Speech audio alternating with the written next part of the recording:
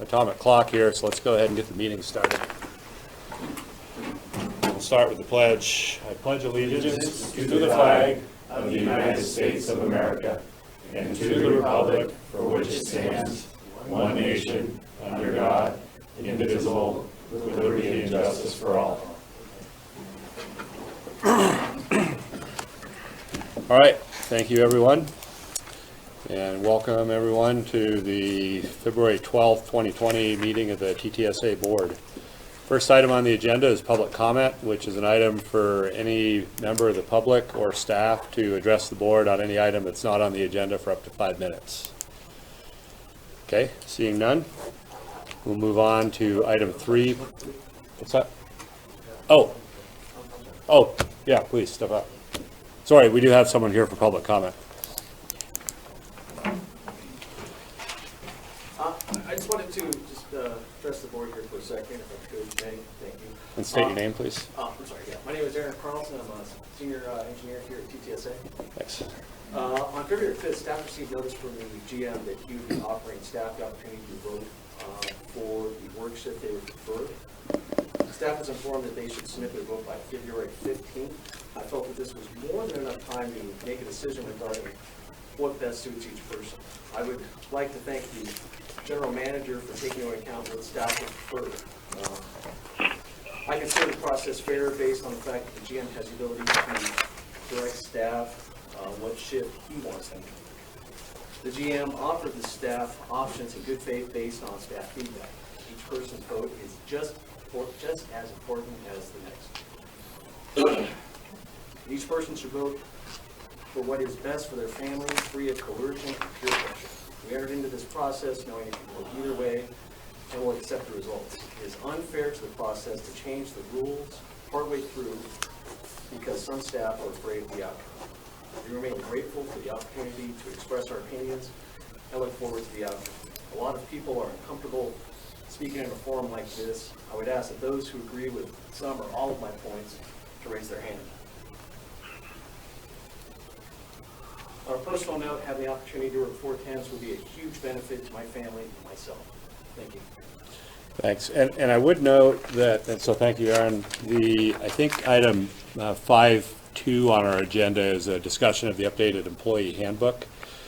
And I believe in the handbook there's some discussion of possibilities for alternative work hours. So I do suspect this will be something we'll be talking about later on our agenda. Correct. So.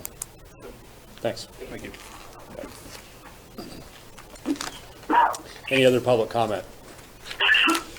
Okay, seeing none, I will reclose public comment. So item 3 is professional achievements, awards, and anniversaries. Good morning, Vice President Wilkins and members of the board. Since Vicky's out, I get the honor to acknowledge a couple of my staff.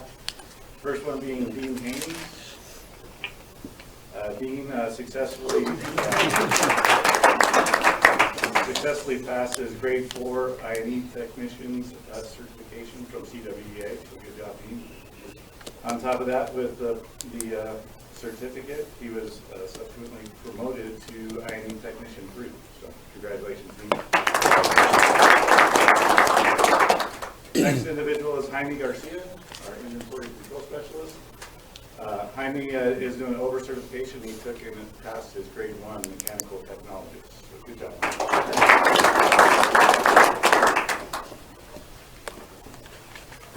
And with Vicki gone, I always get to follow up and present another award. And this one is really for everybody here. Mike Smith is going to be receiving it, but just everybody here, CWEA awarded its Safety Plant of the Year for a small plant this year. So thank you everybody for your commitment to safety. It's really appreciated and it shows. So thank you very much. Round of applause.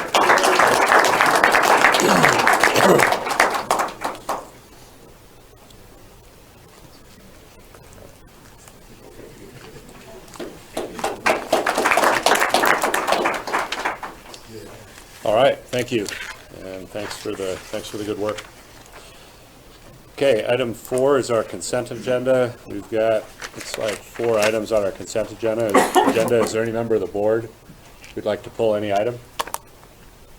Seeing none, is there any member in the audience who'd like to pull an item? Seeing none, I'd entertain a motion on the consent calendar. I so move. Moved by I'll John. make the motion to approve the consent calendar as is. Okay, moved by John, seconded by Lane.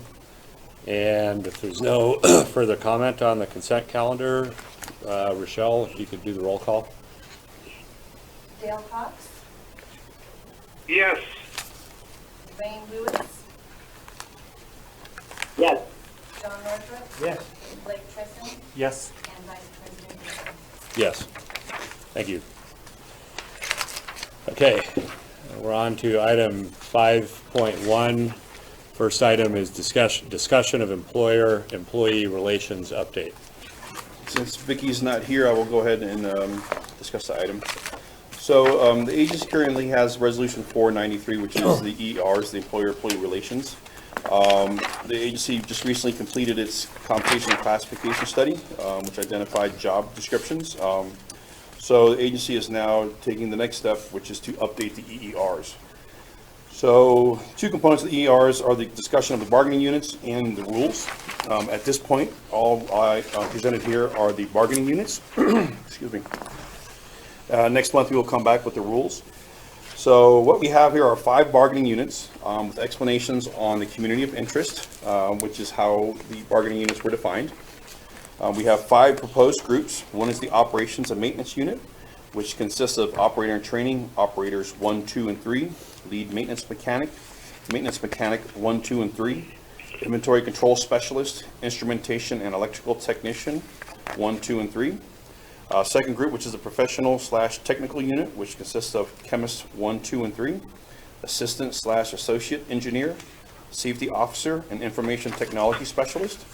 Third group, which is the administrative and clerical unit, which consists of administrative assistant 1, 2, accounting technicians 1, 2, customer service specialist 1, 2, purchasing agent 1, 2. Fourth group is a supervisory unit, which includes operations supervisor, operations shift supervisor, instrumentation electrical supervisor, maintenance supervisor, customer service supervisor, accounting supervisor, and senior engineer. And finally, the fifth proposed group is the management unit, which consists of the chief plant operator, laboratory director, operations department manager, maintenance department manager, information technology department manager, engineering department manager, and administrative department manager. There are 5 groups proposed, and they were set and determined based on a community of interest, which takes into consideration whether the classifications share a similar job function, similarity of education and other special qualifications, similarity of training and skills, similarity of working conditions, and frequency of contact with other employees. The agency does have a staff of approximately 50 staff, so to put a comparison with other agencies that we have around here in groups, I contacted a few other agencies just to give some ideas to how many bargaining units there are with other similar agencies, specifically ones that were identified in a classification and compensation study. The El Dorado Irrigation District had 200 staff members. They had two bargaining units, managers and supervisors as one. Second unit was just an employee association meeting and done internally, and it was everybody else. When you go to the Mammoth Community Water District, they only had 1 bargaining unit, and it was essentially what I would call the rank and file, everybody except the non-supervisors and managers. Going to North Tahoe, as I understood it, they have 1 unit as well, and they've kind of categorized that into the hourly personnel. So I'm assuming they've taken out supervisors and managers there as well. Going to Tahoe City, likewise, they have 1 unit, which is what I would call, again, the rank and file. And then Truckee Donner PUD, they have 1 unit as well, which consists of I would call the rank and file water, electrical, administrative, conservation group. So for comparison purposes, when you're comparing to our compensation and classification agencies there, we do have more proposed bargaining units. However, these bargaining units were designed and laid out in the idea of the community of interest. So what I was hoping to do today, excuse me, was to have the conversation, obtain feedback so we could return next month with a EER, which would address the rules and more further defined bargaining units. And I think staff may wish to provide some input on this level. Okay, I have a question. Sir. go ahead, John. All these, Squaw, North Tahoe, Tahoe City, and Truckee are in unions. What unions are they? North Tahoe was Local 39. Tahoe City is also Local 39. I do not know what SQUA is. Who represents Local that? 39. Local 39. There you Yeah, go. and Alpine? Alpine. I don't They think. are. you yeah, guys? Yeah, that's what I hear. I'm not sure. Yeah, 'cause, how come we was EBEW or whatever? Yeah. And whatever that union is, yeah, that's what I don't understand. It's up to the members of a bargaining unit at any agency to choose what union they may want to be represented by. Okay. Yeah, Just curious. it's completely at the employee's discretion. Yeah. So they don't all have to join, right? I don't know, if we want to get into that conversation, I'd defer it over to our legal counsel. Not sure if it's relevant to. Yeah, it's really not relevant to the Discussion. discussion that's before the Yeah. board. Okay, Yeah. thank you. Yeah. So again, the intent was to have a discussion on the bargaining units, whether 5 was sufficient. Maybe we should combine a few of them to reduce them. I do personally think that we need to, at least at a minimum, keep the supervisory and management as two bargaining units. If there's any combinations, I think opening up to the O&M, professional and clerical and administrative would be an option. But at my request to keep the supervisor and management separate. Okay, thanks, LaRue. What's the board's pleasure? Would you like to have some discussion on the staff recommendation, or get public comment first and then have discussion? Is staff prepared to? I'm not sure. LaRue Present? mentioned, I mean, I guess, LaRue you know, mentioned that from- there may be some public We input. had a staff meeting the other day where I brought up that we were going to be discussing a Right. couple things at the upcoming board meeting. One of them was the ERs. And I know this has been a topic of differing minds, so I fully suspected some would speak up and Okay. share their opinion on it. I haven't discussed or talked to them individually, Right. so it's just an assumption on my part. So my suggestion, if board members have any initial thoughts or comments that they'd like to make, I think that'd be fine, but then I'd suggest we get input from members of the audience and then bring it back to the board. I'll jump in. My initial reaction when I saw the staff report was to be surprised that an agency this small would create this number of bargaining units. It seemed excessive, and it seemed that it could create other downstream challenges if we end up with individual labor agreements with each bargaining unit. Then we've got potentially 5 different labor agreements for an organization of 50 employees, which definitely felt excessive to me. So that was just my initial kind of reaction when I first read the staff report. I won't go any further than that at this point. Yeah, Dan, I'll parrot that. That it seemed like an awful lot. I understand the attorneys who provide guidance on this. You know that there's a justification for the 5 of them. It does seem a lot. Some of them having as few as just 4 people in the bargaining unit. I think it's been 27 years since our last employer relations document was passed, so it's timely to revisit this. The objective is to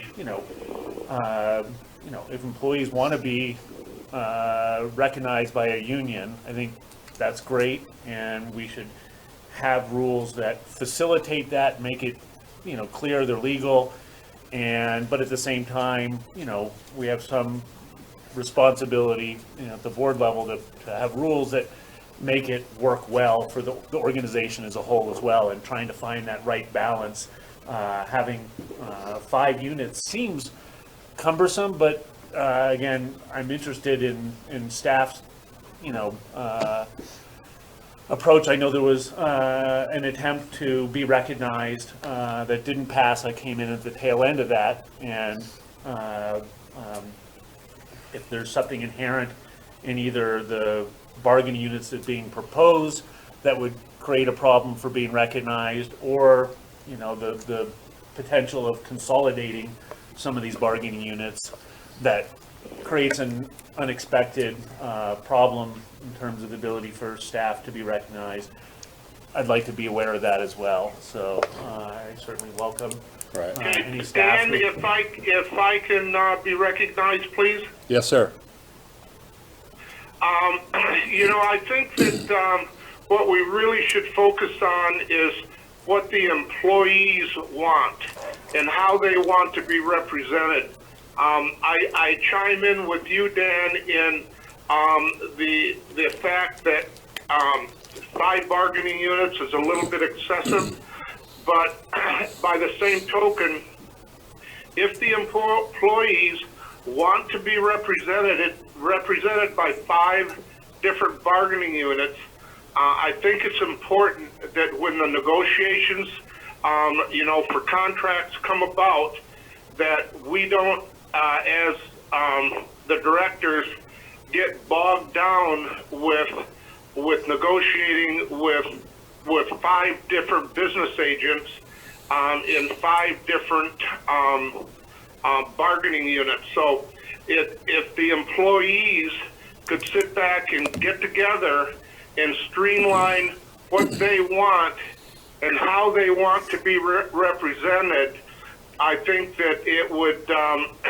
be in our best interest to allow the employees to dictate and to be able to say how they want to be represented by their union. Okay, thanks for the comments, Dale. Lane, did you have any comments?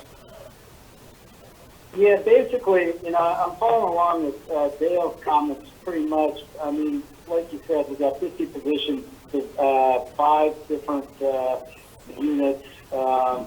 You know, I'd like to see that pared down if the employees want that. And it was, we need to define, I mean, basically in the, you know, the comp study, you know, this is, you know, you're basing everything on the units by the comp study, I imagine, with all the data that was collected. I think the 5 units are fine, but you need to combine a couple of units if the employees want it. And, you know, obviously you can't put management in with operations, but, you know, you have your define, you know, you can define the units a little bit better. Thanks, Lane. I'm going to offer a contrary opinion to, I think, what I heard both you and Dale say, and then I'm going to bring this back and open it up for public comment unless the other directors would like to continue some director dialogue on it. My opinion is that it's the agency's prerogative and responsibility to establish bargaining units. I think it's appropriate for us to get input from employees, but I think different employees are going to have different opinions on this. And I don't think that effectively ceding, you know, that responsibility that we have as a board to some kind of a vote process of the employees is appropriate, because I think that could turn into a mess, because I think you may have different people with different opinions and it may never reach resolution. As it relates to, so I think it's important for us to take input from the staff, have input from management, have input from our legal counsel, but then it's our responsibility to make that decision based on what's in the best interest of TTSA from a long-term standpoint. Also, I don't think there should be any consideration whatsoever in that decision-making process as to what bargaining units might unionize or what bargaining units might not unionize. That is irrelevant to this conversation from my perspective. You know, our job is to set up bargaining units that we think are reasonable for the agency to have groups that we can negotiate with, so when we're setting up labor agreements, that it makes sense. I do have a significant concern with, if you create 5 bargaining units, every bargaining unit, whether it's a union representation or just internal staff representation, there will be a bargaining unit there that we're potentially negotiating with, and having 5 separate labor agreements potentially in the future with 5 separate bargaining units, I'll say is extremely cumbersome for an agency this size, especially when you look at some of the comparable agencies where there's, 1 or 2 units that we're working with. So I'll offer that as a kind of a basic opinion. My thought is, rather than get into that debate right now on the board, maybe we could get public comment going, unless there's other board members that want to offer another comment before we go to the public. I have a question. John? The unions that I've dealt with in construction in the past have their own insurance. They're not with PERS, and they go to this union-specified doctors, vision, hearing, etc. How does that work, and how do they pay their dues, and does the union cover that for them? I don't think that's relevant to this conversation. Again, this isn't a conversation about unions or not, and that's really not our decision. This is a conversation about what do we think makes sense for bargaining units within TTSA. Okay. Once we set that, we're done. That's up to them. That's our role, and then anything beyond that is really up to the employees within those units to choose to how they want to organize or not. Yeah, So, the union members I know have retirement systems, so that, does that eliminate in their PERS thing, or is it separate? like I said, I think this is really irrelevant to this agenda item. Just curious. Yeah, so that may be something we could come back to on the next agenda item or somewhere else on the agenda, but I don't think it's relevant to what John, we're you're talking raising about. issues that would all be relevant to the negotiation of a collective bargaining unit with a represented bargaining unit, and that's several steps downstream. We're way ahead of that, and those are issues that could be relevant to those negotiations, but we're nowhere close to that step in the process. Yeah. Thank you. Nope. Okay, with that, I'd like to open this item up to comments from the public or members of staff. And if anyone has comments on this item, if you could come up to the podium, that would be great. Okay. Yep. Bill Pindar, longtime employee. I agree with you, Dan Wilkins, and Rick with IBEW argued this with the agency before down in Sacramento, that having 5 groups is cumbersome. It's cumbersome on the union, and it's cumbersome on the agency, and there's too many contracts that we'd have to negotiate separately. So we always, the union and the employees that wanted to unionize, we supported the biggest group possible to be efficient during the negotiation process. And the different groups, the agreement we have with the agency can all be wrapped into one contract. It doesn't have to be separated out in separate contracts. I think what Rick Thompson, IBW, also stated was that they would support, they don't represent management employees. And so that's, the management group seems to be a separate group from what the employees want. Looking at if you take out the management employees, looking at the rest of the employees, that there may be a spot for supervisor employees and also the operations department. So that would be 3 groups, but 2 that could potentially be union. And if you look at the supervisor group, the other issue is the shift supervisors work 24/7 on a rotating. How are they comparable to a supervisor in the admin department? They're not. So that needs to be worked out. So just like you guys to consider that as a possible way to move forward. Thank you. Any other comments? Okay, seeing none, I'm going to close public comment and bring this back to the board for discussion. Anyone want to jump in? I'll jump in to begin with. I mean, based on, I think, some of the input we just got, as well as the background on the 5 or 6 other comparable agencies and the way they've unionized, seems to me that, you know, organized their bargaining units. The proposal before us of 5 units seems, I see a value in consolidating the first 3 bargaining units identified, basically all non-supervisory staff, into a single bargaining unit, and would recommend going forward, at least with that approach. Okay. Yeah. Thanks, Blake. John, any comments? No. Dale or Lane? Yeah, I'll chime in just very quickly. I think you're on the right track there, Blake. However, you know, this is a situation that we're about to undertake as an agency and as a board that's going to be carved, so to speak, into stone. I personally would like to see the employees have the say-so in how they want to be recognized rather than the board or management dictating to them how they should be represented.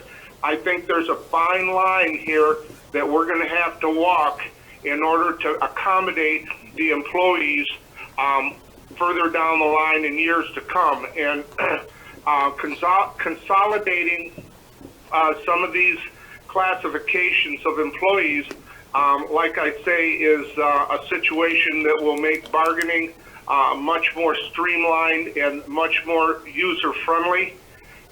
But the most important thing, as I see it, Dan, is that we make sure that the employees are satisfied and happy with how they're going to be represented, and they should be the ones that make that call.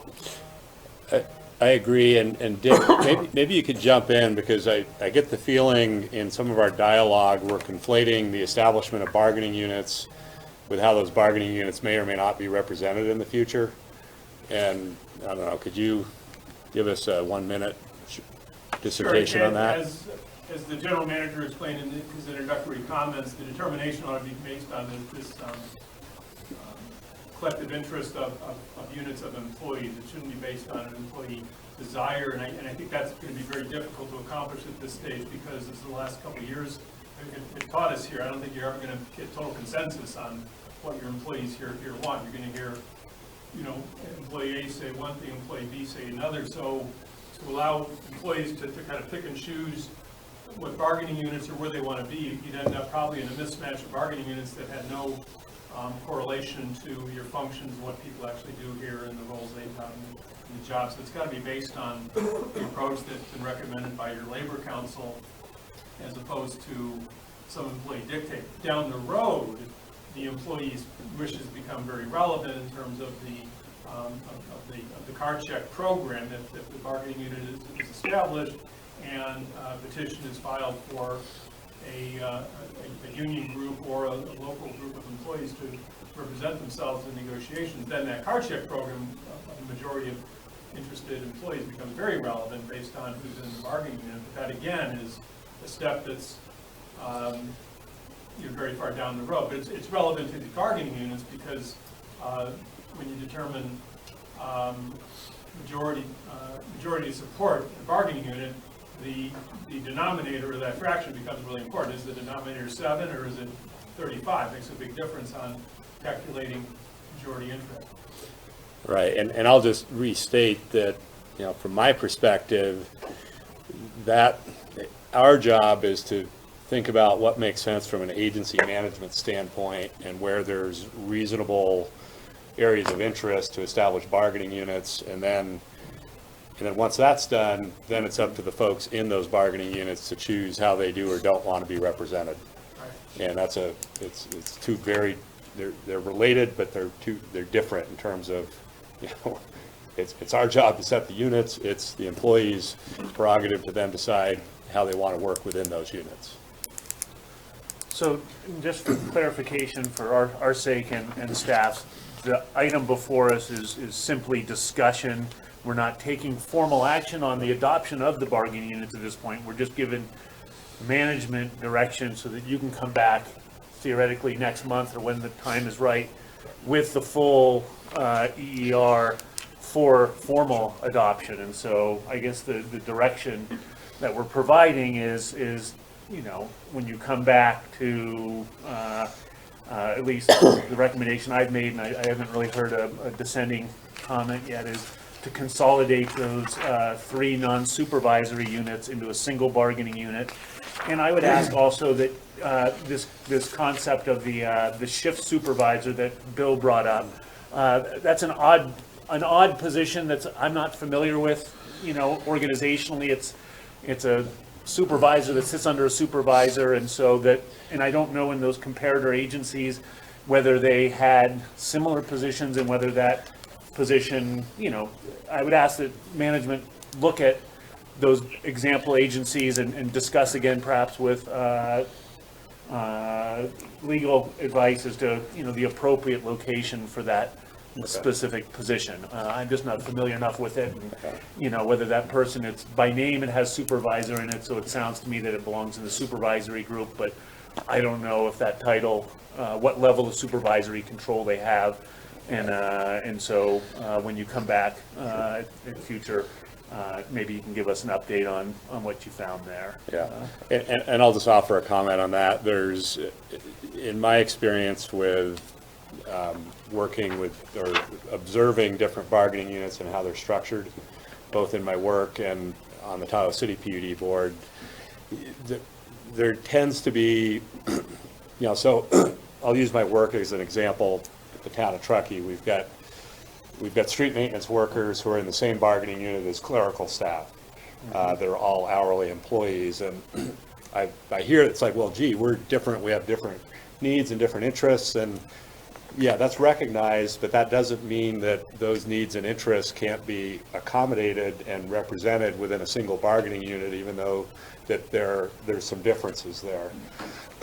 I think the distinction on supervisory is an important one, but it's not uncommon to have these positions that feel a little bit gray in terms of which spot should they go, and there's no perfect spot, but if you start segregating the bargaining units so that there's a kind of a perfect community or a kind of a perfect spot for everyone, then you end up with a bargaining unit structure that's unwieldy. And I don't think that's a unique situation for TTSA. I think it's just part of the nature of different organizations and how they're structured. So they have to decide amongst themselves in the bargaining unit to deal with that.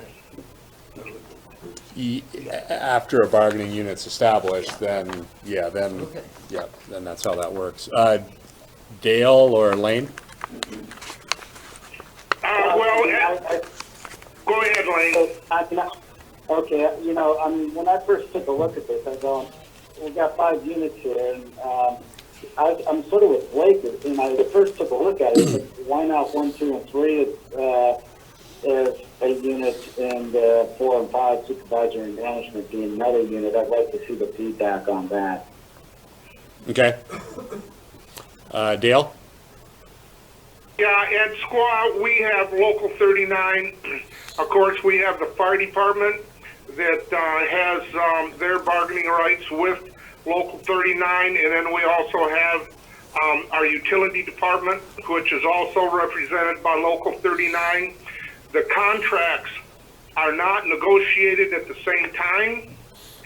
They're negotiated at different time intervals, every couple of years or every 5 years. It could be the fire department has its negotiations, and then every few years the utility department has its negotiation, and it works out very well to have both the fire department and the utility department negotiating their own personal contracts at different times. As far as for the management and the administrative arm, they are not represented. So it sounds like there you've got a fire department bargaining unit, a miscellaneous employee bargaining unit. They're represented by the same unit, the same union, but they're separate bargaining units. That's exactly right. And they have, we negotiate with the same business agent from Local 39, but it's different bargaining units. Got it. And then just by way of example, at where I work at the town, we've got police officers that have their own bargaining unit. We've got a general employees association, which is their own bargaining unit. They represent themselves with management. They've chosen not to unionize. And then there's a supervisory / professional employee bargaining unit that also represents themselves in terms of negotiations for labor agreements. And they've chosen not to unionize, although they could at any time if they wanted to. So I think we're all circling around the same issue, which is that 5 units seems excessive, that something like 2 or 3 seems more logical. The one thing I'd ask staff to look at, the professional technical unit, and whether that belongs with O&M and administrative and clerical staff, or whether that somehow blends in with the supervisory unit. I don't know what the right answer is. I know. And if I could just respond on that issue, Yes, sir. I was going to raise that issue. Part of the reason that unit is called out is they have a special status under the collective bargaining statute that applies to the agency, and it provides that professional employees shall not be denied the right to be represented separately from non-professional employees by a professional employee organization consisting of those professional employees. So we have to respect that right of your professional employees on staff here, and that's probably why the Price and Julovich carved them out in a separate bargaining unit. And I think it may be possible to merge them into another one, so long as you preserve their right to somehow opt out. Right. That's a kind of a Wiley Price question, but we do need to treat those employees separately. Right, and what I was going to conclude with is, I apologize for continuing to go back to the town, but that's my frame of reference on this stuff. The professional employees unit is effectively also includes the supervisors, so that there is a unit for the professional employees that includes supervisory staff as well. And that's how we handled it there, but there may be other models that work better, so. Any further, so I think as Blake pointed out, the purpose of this agenda item was to put it in front of the board, put it in front of the staff for management to get feedback, right, and then to be able to take that feedback and consolidate it, right, and then come back with a final recommendation. Right, so the intent was to, like you said, receive feedback, come back with another draft the next month, not so much with action, just in case there was further discussion, because we haven't approached the rules and regulations component of it. I can bring it back in a resolution format, ready for action, or we can have another discussion. I just thought it'd be another opportunity for staff to provide more feedback. I wanted to make sure that everybody felt that this was provided ample time and attention. My suggestion would be to bring it back in a resolution format, but also recognize, and so that if the board and, if we're all in consensus that we're ready to go on it, okay, but also let's not be of a mindset that because it's in front of us, we have to adopt it. If we want to finesse it further, let's not be bashful to do that when it does come back to us. Okay. To summarize the bargaining units, are we looking at combining 1, 2, and 3 with the provision that the professional group has the authority to form their own unit, and then keep 4 and 5? So we're looking at 3 units, proposed units, Yeah, which could morph to 4. I'm not sure. I was questioning whether it's 1 and 3 that consolidate for the most part, and then 2 and 4 that consolidate for the most part. So that the professional, so it's basically a professional / supervisory unit. Okay. Or it's a professional unit that includes the supervisory employees. Yeah, so I'd say direction would be to look into those options again, go back perhaps to those units you already mentioned, figure out how they're put together, circle back with our legal counsel to make sure we're not doing something that's, you know, potentially an issue by incorporating them in there, and then, you know, possibly there's options available, both those options if they're both perfectly viable, or if there appears to be a direction that is better to come forward with that one, but. Right. I mean, quite frankly, what I was expecting when this item was going to come back to us is that we were going to take the bargaining units that were established in '93 and then take the recent effort to update our job descriptions and positions, and then assign those positions into those bargaining units. But we're doing some work that's a little more fundamental than that, and I'm fine with that. So, Okay. yeah. All right. Okay. Dale or Lane, any parting comments before we leave this item? No further comment. No further comment. Okay. Thanks. So direction has been provided, and let's move on to the next item on our agenda, which is item 5.2, discussion of updated employee handbook. So what you have here is a draft version of a employee handbook. It's the updated draft. We as staff has met with the ad hoc committee on numerous occasions, gone through a couple revisions. The ad hoc has concluded the draft format as submitted here is satisfactory and acceptable to move forward to continue the steps for the update, which would be included to receive input from the board of directors as well as from staff. So we know the ad hoc and staff do expect and do intend to have further changes pending feedback and comments. So with that note, what I'd like to do is go ahead and hit some of the big points. They're listed out in the write-up, but we'll touch on them real briefly. Significant proposed changes include a workplace bullying policy, which is a new policy, which was not in the previous version of the handbook. Personal leave has been eliminated. Historically, staff were provided with 8 hours of personal leave. In lieu of providing personal leave, additional holidays are proposed. Holidays have historically been 11. The proposal is to increase them to 13 proposed holidays. Out of the 13, 2 of them would remain as floating holidays. Sick and vacation leave accruals. So just before you leave that point, so that's a +1, right? That is a plus 2 for. +2 for holidays, a -1 for personal leave? Yeah. In terms Yeah, of the if day, you wanna so score it, right. it's a benefit to staff. I it's view that as benefit to it's an staff. additional paid day off Correct. each year, somewhere along the line. Okay. Correct. Sick and leave vacation accruals, maximum accruals and payouts information have been revised. Currently, there is no cap on sick accruals. There is a cap on vacation of 240 hours per year that can be rolled over. What we propose in here is to cap the sick accruals, similar to vacation, but a different monetary amount, a different numeric amount, which is going to be 1,500 hours. Compensatory time. Historically, once staff has accrued 40 hours, they can no longer accrue anymore, so they would have to use that, and once it was depleted, it was depleted. The new proposal is to have a maximum of 40, but they could always accumulate more. So if they've got 40, used 8, they can now still accrue another 8 to get 40, but the maximum would be 40 at one time. Appeal of a termination. The option now is to also include written briefs. So in addition to the oral hearing, you would now have a written briefs that could be provided. We've clarified certifications on how reimbursements would be done there. We've clarified exemption status, meaning what the minimum amount of hours performed, work performed by staff by exempt employees would count towards an entire day.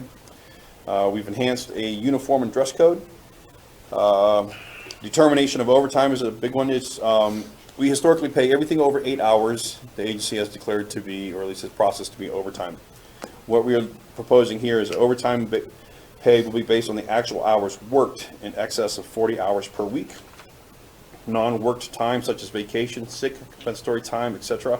will not be considered hours worked for purposes of performing overtime calculations. And then we have work schedules. So we have proposed language for operators, which are on rotating shifts, to work 12-hour shifts, and all other departments to work different hour shifts. To provide some information on that, management has had discussions for months to discuss the potential of providing an alternative schedule for staff. Since I've been here, there's been a lot of requests to change staff hours. So we, as management, had a discussion to see what would be viable options that would benefit the staff and the agency. So we've solicited a vote from staff to look at 3 options. And the 3 options are to go to a 4-10 schedule, meaning 4 days, 10 hours a day, a 9-80 schedule, which is 9 hours a day with every other day, every other Friday, for an example, off, or just maintaining our 5-day, 8-hour-a-day schedule. So those are the 3 options we're looking at. The criteria is all staff will start at the same time, and we posed it out to staff to vote and see what their preferred option is. It is clear that, it should be made clear that even though we're getting feedback from staff, we as management and the agency will maintain the authority to decide which option and schedules will be applied. So we're receiving feedback, and we've been out for maybe a week now, and staff has been providing their preferred option to Vicki. And when she comes back, they will tally them up, and the 2 favorites, we will go back out and see what staff would like to do on that one as well. So that there is the updated handbook. So there is a lot of discussion on schedules and how it's going to affect staff. So I suspect that and hope that we open the discussion up for the board to hear from staff input, and then to receive any board action from or comments from the board of directors, and then we will follow up and solicit further comment from staff. Okay. Okay. So do we want to kind of break there and have some discussion? Yeah, I think that would be inappropriate. And there was a subcommittee of Blake and, was it Dale or Lane? Dale. Blake and Dale that worked with staff on this, or with management on this. Correct. And I'll offer it up to Blake or Dale as being on the subcommittee if you want to go first on this. Sure. So, Dale, if you're okay me going first, the handbook is a big document, covers a lot of different topics, and it was a lot to go through. I'll start by commending Vicki for the job she did in putting it together, and in our review process, not only did we see the proposed language, she provided all the historic language as well, so we could see the changes that were being proposed. As LaRue mentioned, I think both Dale and I had our comments on it. We found that the draft that's included in this board packet to be acceptable as we could see it, but we recognize that there would be feedback potentially from the other board members and almost certainly from staff, and that we were interested in getting that feedback. So I want to make sure that folks know that the draft that you see before me, I while feel that it's acceptable, it's not something that I feel strongly vested in, and not going to be approachable in terms of getting that feedback. Just a couple items that, highlighting, kind of parroting LaRue. I had concerns over the change in the policy for the overtime to the 40 hours a week, and nothing in that 40-hour week, any sick or vacation time would not count towards the 40 hours. Trying to balance the need of an organization to bring employees in when there's an emergency and have that response, and often that's an incentive when they come in outside of the regular work hours to be getting a premium, and to deny that because they happen to have earlier in the work week had a sick leave or a vacation. I want to make sure that we're not hampering our ability to respond to emergencies. At the same time, we're trying to balance that policy with the ability to, and this was news to me, to be able to accommodate these alternative work schedules for staff. TSD is on a 980 schedule. Staff now gets, every other Friday off. That's 26 more days a year, non-weekend in this community. It's worth a lot. I think these alternative work schedules have tremendous value. TTSA, you know, you guys we're down here at the end of the road.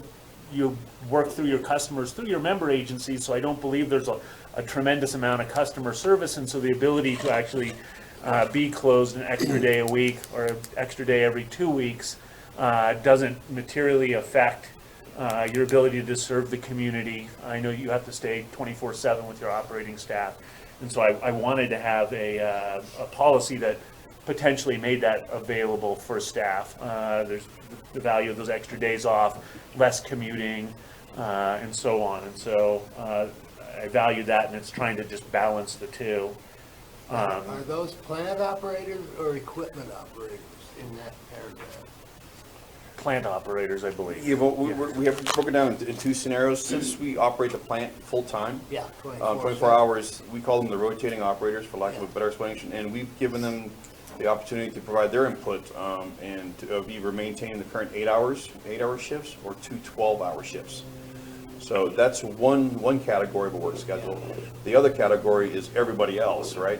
And they're the ones that we have been asking for their input regarding doing the 410s, 980s, or maintaining our current schedule right now.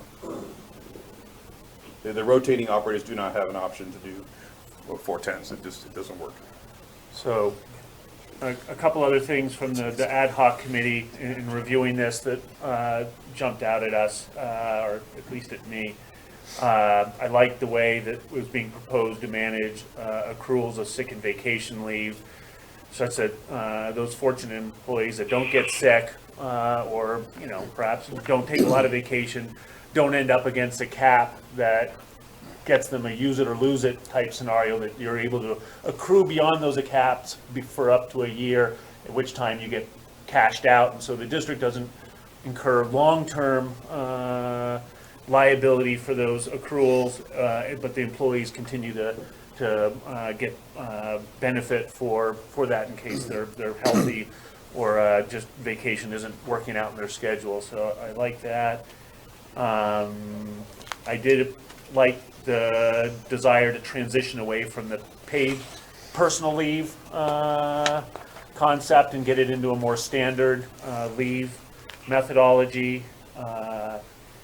And I also like the clear definition that employees undergoing promotions while in a probationary period are protected of their Skelly rights, and defining that, because I know that perhaps it's been a concern with staff in the past that going into a promotion potentially left them open to issues. And so, and then I also want to just, there were probably 20 items and they're enumerated in the front end of this, recommendations from staff, and appreciate staff's input on those, and thought some of them were really good, including funding an employee assistance program, EAP program. And so if I could add on that point with the staff input, we do have a list here that was received when we were going through the other discussions for benefits. If the staff input was not addressed in the handbook, it's not to be perceived it was dismissed. The idea is to, when we go back and receive further comment from staff, look at them, all of them collectively as one. So the list here of 21 requests will be expanded on, I would presume, when we solicit further feedback. And then at that point, the ad hoc will be addressing the points. And so just an observation and maybe a question to Dick. Because we don't currently have collective bargaining agreements with employees, it's almost like this employee handbook adoption process is serving almost like as a proxy to a bargaining discussion, even though there's not an individual unit. It's a conversation with all employees. Am I seeing that accurately? I think in practice that's the way it's being implemented, but the legal answer is it's management's and the board's employee handbook to update at your prerogative and discretion, subject to compliance with applicable laws. So the employee input is probably a prudent management thing to do, but at the end of the day, it's up to the board to determine and adopt the policies per the recommendation of the general manager after having received that input. Understood. And then another thing on the alternative work schedule, I just wanted to make sure I'm clear on, LaRue used the term vote, and it sounds like there's been various conversations with staff. When I hear the word vote, I think of something that's binding, and I don't think that's what we're talking about. I think what it was, as I understand it, it was getting input from individual staff members and kind of tallying that information up. But at the end of the day, the agency has the authority to make the decision on whether we're going to go to an alternative work schedule or not, as well as what our starting times are for schedules. Is there anything I'm mistaking about that? That's a correct statement. That is correct. Okay. And I just bring that up because I've been involved with granting alternative work schedules that I thought were going to be beneficial to the agency I worked for, or that at least were not going to be detrimental. Right. And I was wrong, and had to, revoke those alternative work schedules because it wasn't, there were negative aspects to the service delivery that were happening because of the alternative work schedule. And I just think it's very important that we as the agency maintain that ability to set work schedules and work times based on what the agency's needs are. Because if we cede that authority and then we can't, provide proper service delivery, that's a real problem. So anyway, it's maybe a fine point, but I wanted to make it. If we were to have a new work schedule and it was not beneficial to the agency, we would return to one that would be. Okay. Lane or Dale? Yeah, I think, Blake pretty much covered, the ad hoc committee's involvement here. We did review this pretty intensely, page by page. I think that, my concern going into this, updating the handbook revolved a lot around the legalization of marijuana in our drug and alcohol policy, which we discussed in detail. And I think that what is presented as the revised drug and alcohol situation will adequately address the concerns for the agency and how we'll handle any infractions regarding either marijuana or alcohol or any other drug infraction. I think it's covered well. I think it's going to work. The only other thing that we discussed, and it might have been after you left, Blake, on that Tuesday meeting we had, was that the employees that are authorized to drive vehicles and whether or not they have a infraction for DUI, or how we should handle employees that have a reckless driving or a DUI or some kind of an accident which would put the agency at some kind of a risk having them drive a vehicle. That was the only other concern that I had as far as for all the things that we had discussed. And as long as that's addressed in the long-term revision of the handbook, I think that we're looking very good in moving this handbook to approval. Thanks, Dale. Lane, any comments? Yeah. Well, I just want to thank Blake and Dale for the amount of time that they put into this, and I think I think we're absolutely moving in the right direction as far as getting the updates that we need, and look forward to seeing the final product.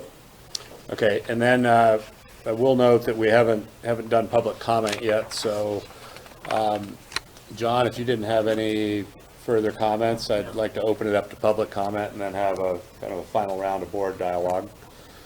So with that said, I'll open this up for public comment, and anyone who'd like to make a comment, if you could step up to the podium. And again, this is an item we're not taking action on today, but rather that's being presented to us for us to provide feedback to the general manager to then bring this back in a tighter form in the future. So, that said, is there any public comment?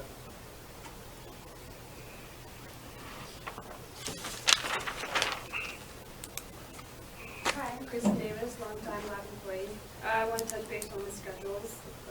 I agree with what was said earlier. Each employee needs to make a decision based for their personal best interest and their family's best interest and the agencies. But instead of forcing everyone to go to the same exact schedule, I would like to see people given the option to decide which schedule is best for them. I know I have a new infant, and there is no daycare open 12 hours a day or 11 hours a day for me to go to a 10-hour schedule or even the 9-8-80. And I think it's either fair to give people the option or departments the option of choosing their schedules. And it's always been, I know TTSA has a history of always accommodating working mothers, working families, caregivers, but it's always been within normal business hours. And I would like to see TTSA continue that accommodation for families and caregivers. So, Thank you. Thank you.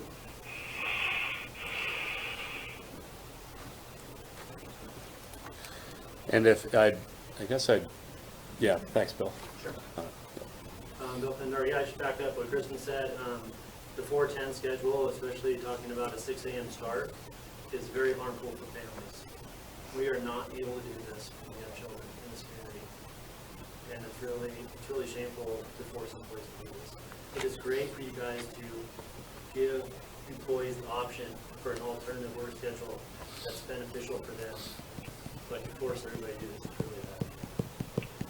Other items regarding the handbook, the FMLA leave policy, as you know, it's stated in there with 50 employees or more. If there's an injury and illness, we're granted FMLA leave. Guarantees our job and benefits for 3 months. If we fall below the 50 employees, we're not granted FMLA leave. And it's stated in there that we will get medical leave, but our job is not guaranteed. And I think it would be nice for the agency to at least secure our job and benefits for three months, which is standard federal law, or allow us to recover from an injury and come back to work. The other issue is the layoff policy. It's very vague. I think there should be some more language in that layoff policy that states criteria for which employees will be laid off in the event of a reorganization or lack of work. Thank you. Other comments? And what I'd request is if there's other staff that have comments as the speaker ahead of you is finishing up, if you wanted to start working to the podium, that'd be great. My name's Jim Redmond. I'm in the maintenance department. My suggestion is under the benefits portion on page 15 of the handbook. And my suggestion is updating or changing the verbiage on it because I'll read it. The agency reserves a right to add, subtract from, delete, or otherwise modifies these benefits. Amounts contributed towards the benefits and/or employee eligibility requirements for such benefits from time to time.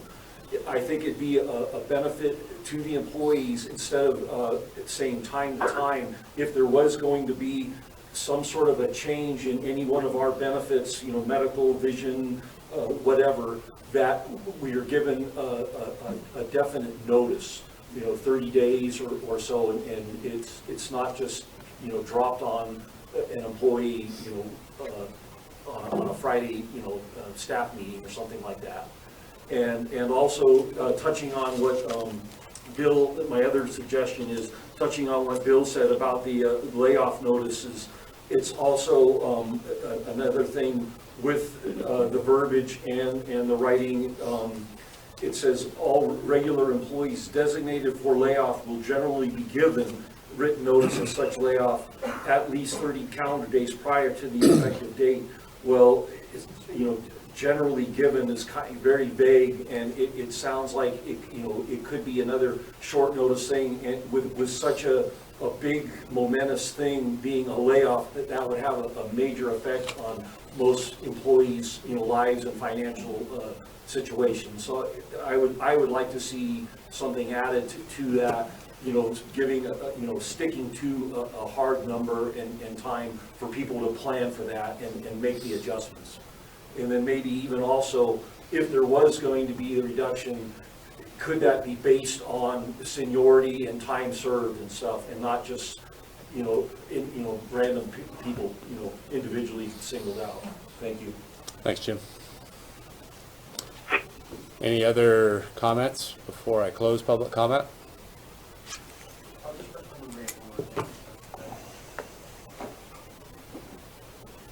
I'm not sure if the board is aware, but the laboratory department does provide a service to the member districts, and that is receiving presence, absence, drinking water samples, or if in the event of a spill. And I think going to a 4-day work week in the laboratory could cause some problems and some availability for Tahoe City PUD, North Tahoe PUD, to bring in these drinking water samples, which I know they do a lot of times on a short-term basis. So it could be detrimental to the member districts as well, having lab staff not available to accept those samples. Because it is a 24-hour test, so we gotta actually be there for 2 days. Got it. Thank you. Any further public comment? Okay, seeing none, I'm going to close public comment and bring the conversation back to the board. Maybe I'd start with LaRue. There were some of the comments we received were, kind of cleaning up, tightening things up, adding, for layoffs and other significant events, some time commitments that we as the agency might make prior to providing those kinds of notices. Maybe you could do a quick summary of of your thoughts on those items, LaRue. Yeah, so regarding the FMLA, we've been complying with the code as set forth. I think that if you are going to expand that, include that, if we're not going to use the 50 count, be aware of the fact that what it does do is it opens the agency's liability to, if someone is injured, they could be injured for a year.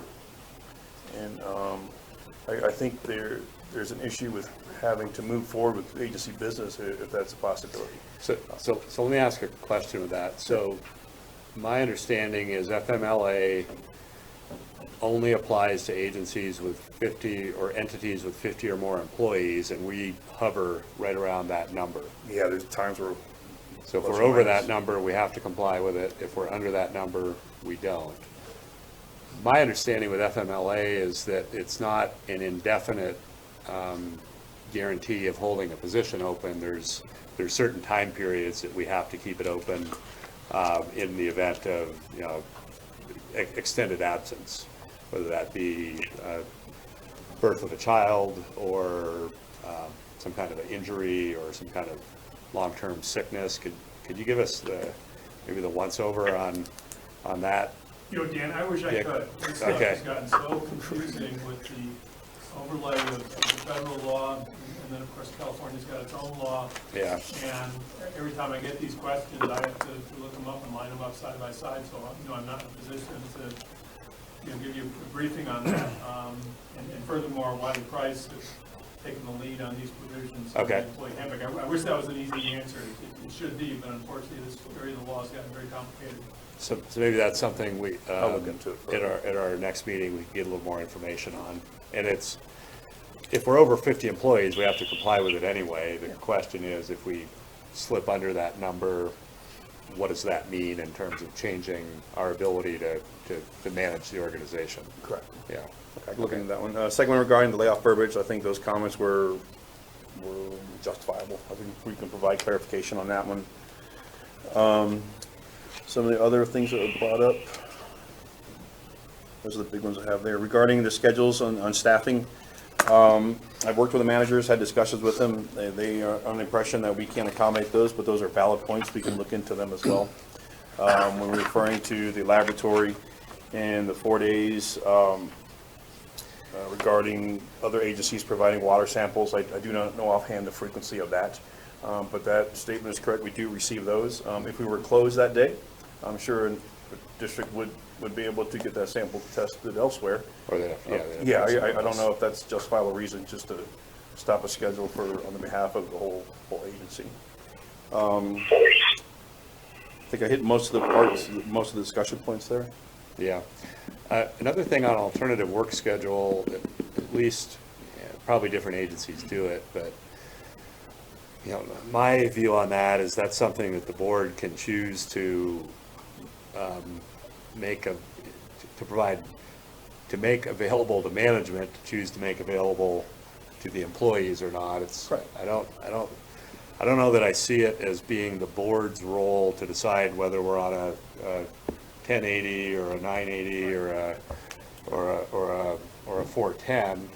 I see it as our role to decide whether we're even open to that concept being available, and then if we're open to that being available, then I see it as really management's decision to determine whether to use that or not, and how to use it. Just, I feel like I'm too far removed from day-to-day operations to be able to make a good decision on that.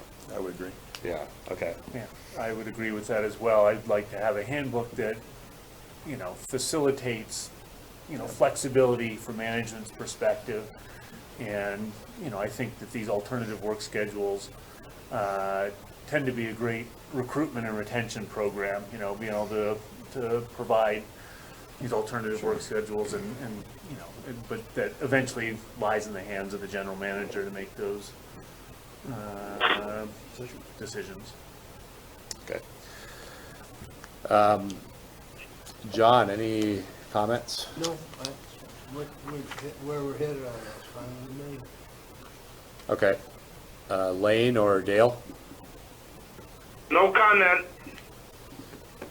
I just look at the alternative work schedules, you know, though, you know, as far as management making that decision, you know, and the best, you know, what's best for the TTSA as a whole is, you know, is a situation of, you know, looking at staff, figuring it out, and then making implementation depending upon, you know, what's best for the district as a whole. And I believe that's up to the staff general manager. So, Okay. and comment. Yes. Dan, one of the things, going back to Jim's comment about the benefits, you know, these are a lot of important benefits that are brought to the employees, the health and the dental and the pension, and the comment that, you know, agency reserves the right to add, subtract, delete, change, all these things. My assumption is that those benefits, should they be changed, would require some board action, and so there would be some public process by which it would happen. None of those benefits typically happen at a management level without, you know, these are at the discretion of the board. Yeah, I apologize. So to just, you know, appease Jim's concern that this, I don't believe these benefits are going to change, you know, on a dime without some public process going on. Yeah, I apologize. I forgot that one. A lot of these were addressed in a recent resolution that was just adopted by the board. Right. And future changes would have to come back to the board. Correct. They were adopted by board resolution, and any changes would require further board action. Correct. At that time, it was determined which benefits would be addressed in the form of resolution in the handbook. So that's what you have now, is a split. But the majority of these that are addressed on page 15 are part of that resolution. Sorry, Jim. My concern was just like, I realize a lot of this stuff is discussed in the meetings and stuff, but I just didn't want this to, you know, pop up and be like a short notice thing, because it could create a hardship for employees. Yeah, understood. Right. Thank you. One thing I saw in, I think it was some of the public comment on this item, had to do with if we go to an alternative work schedule, how holidays are handled, which, you know, it creates, so if you've got a currently, currently, if you've got a holiday, it's basically 8 hours of time that the agency pays for that person to be on holiday. Correct. So let's just use the 410 schedule for as an example. If it is a holiday, we would subsidize and provide 8 hours of holiday pay for that day. So if you're on a 410 schedule and that holiday falls on that day, staff is essentially short 2 hours. Right. So we're proposing the idea that they can use their vacation time, comp time, or no time, right? They like to have no pay to make up for that. Right. I've heard some rumblings that people are a little upset about that. They feel that the agency is taking advantage of staff because we're not providing them 10 hours under that scenario of holiday pay. I've also heard that on the Friday, under a 410, the agency is benefiting by not providing, saving money by not providing staff 15-minute increments of salary, so to speak, because during the day they get 15-minute breaks. They're equating that to a monetary value that should be owed to them in lieu of going to a 410 schedule. So there's a lot of other things there and questions we worked out. And I've had some feedback from some staff through emails and what have you there, where we can work a lot of these things out. But the idea was to throw this out. We've heard it for years. It was something to bring the agency together, to move forward with it as a team. And it's not going exactly as well as I anticipated. Okay. And just, my comment on that. So if we were to, let's say a 410 schedule were to be granted with 13 holidays, if on the days that a holiday, folks got a 10-hour holiday instead of a 8-hour holiday, that's basically an additional 26 hours of holiday pay that we'd be granting each year, which is not the intent of this. I know that, again, at the town, we've got some people that work 410s and 980s, and that's the norm, is that you either have an hour that's unpaid or you use an hour of vacation to fill out those holidays, because otherwise we're effectively granting more holiday time. So I would not be at all in favor. In fact, I would not be supportive of a 410 if along with that meant that we were kind of in a hidden way granting another 26 hours of holiday pay each year. Yeah, that item was discussed, and the conclusion was we would maintain 8 hours of holiday pay for a holiday. Right, okay. Other feedback? So I guess the other question I have, LaRue, there's the list of 21 items that were in the staff report, that were individual comments from staff. Yes. I know that each of us on the board, when we reviewed our packet, looked at those. What are your thoughts on how to there's some of these requests that are in direct conflict with what's being suggested. That's the nature of the beast on these types of things sometimes. What are your thoughts in terms of how to the communication process on that, or closing the loop? Right. Because there's some that it's like, okay, that's incorporated already. There's some it's like, no, we're not going to do that. There's others that it's like, yeah, maybe we'll think about it. I'm not looking for that in today's conversation, but I think when this comes back to the board next time, we would want to be able to have kind of that line by line conversation about how each comment is either not being included because we don't agree with it, how it's already addressed, or if there's something in there to talk about that we should. And we've done that in our dialogue today. We've covered a lot of this, but we didn't necessarily do it kind of on a line by line basis. And I'm not suggesting we do that right now either. Sure. So the intent is, what you have is just a list is provided from staff. Every single item. Every single item. There was no effort to validate if the statements were true or not true. The intent was just to collect and receive input. The intent is to go back after this meeting and solicit more comment from them. So this list will continue from, like I said, 21 to whatever the case may be. At that point, we would meet with the ad hoc committee and address each one. I think some of these comments are contrary to some of the direction in the handbook. I think we just go line by line with the ad hoc committee to see what is feasible, what they would like to consider. In doing so, we can create a record, so to speak, an explanation as to the position of each one for further discussion at another board meeting. Yeah, I'm envisioning 3 columns, you know, items that are not being recommended Gotcha. for implementation, items that we're recommending be changed, or Sure. items that we think we should talk about a little more at the board meeting. Okay. That sounds fair. Just to segregate that, Okay. organize it. So, yeah, the idea was to solicit, we'll have a staff meeting, and we would have discussions with the staff. Okay. Great. Any last comments from any director before we leave this item? Okay, great. I think that was a good conversation, and appreciate staff's time and attention on this matter as well. And please don't be bashful about, you know, I know this can be intimidating, but please don't be bashful about, you know, offering us up your comments, because this is important stuff, so. All right, thank you. Let's move on to whatever's next on our agenda. Let me get caught up here. Item 5.3, which is presentation of the annual financial audit for fiscal year 18-19. Good morning, gentlemen of the board.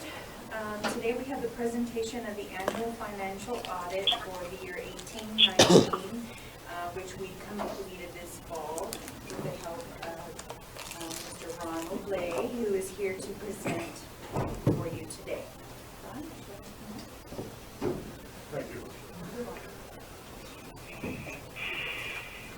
Good morning, board. Morning, Ron. Okay, I'm here to present the audit results for the year ended June 30, 2019. And you've received several different documents. One is the governance letter that I'm going to just go over very briefly. A lot of the information contained in this letter is also in the audit report document itself, so I won't go through that, waste your time with that. With that said, let's just talk about the governance communication. And I'd like to point out that, you know, part of our audit process, we either find adjustments that need to be made to the existing accounting system, numbers that were given to us on it, or, you know, staff prepares journal entries for us for last minute adjustments that occurred. So with that said, one of the last page in this letter communication, we have 3 adjustments, 2 which are significant and have to do with the pension liability reporting now in accordance with GASB 68, and also the OPEB liability, which is reported in accordance with GASB 75. You know, so in terms of adjustments, very few. Only the significant ones. All of them have been reported and reflected in the financial statements of the report. And with that said, you know, the next thing I'd like to point out is we noted no material weaknesses in internal controls as a result of our audit that we would report to you had any come to our attention. We have 4 management letter comments that are included in the memorandum within the letter here. And, you know, with respect to those, you know, those are our comments, our recommendations, and also management's responses to those issues. Did anybody have any questions on this letter, memorandum, or the journal entries that I'll present? Any questions On from board members on what we've heard so far? There you go. Okay, hearing none. Sounds like no questions. Okay. Okay. And so with respect to, I'd like to go ahead and move on to the main audit. And just real briefly, the audit report, on the financial statements, our report expresses a clean opinion on the basic financial statements of the agency. It's unmodified, unqualified, and our report is reflected on pages 3 and 4. Also included in the document is required supplementary information, and this is required by, if you turn to the table of contents, it'll kind of lay these sections out for you if you'd like to follow along. Yeah, and then also paraphrased here in the, as reported here in the audit report. Just above that is the, well, right there, supplemental, required supplemental information required by government accounting standards. And within this category, you have your management discussion and analysis, which is included in page 5 to 8 of the report. And also the supplementary information required for your pension plan and OPEB liability, which is reflected on pages 45 through 48 of the report. And with respect to the required supplemental information, we do not express an opinion on this because we only apply limited procedures to the information within these categories presented in the financial statement. Down at the bottom of our report, oh, okay. Yeah, 45 to 48. I skipped through as you were talking. Oh, okay, all right. And, yeah, we can go ahead and, let's see, you're on page 45, so you're on the first page there.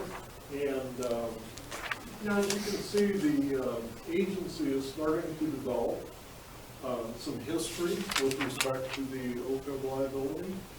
And, that information is presented here. And scrolling on down, we'll see, the computations and the elements that go into the computation of that OPEB liability. It's a lot of stuff going on there. I'm not going to spend a lot of time there for everybody's perusal. And with the respect to the pension liability, we have even more history. We've got the years from June 30, 2014 through June 30, 2018.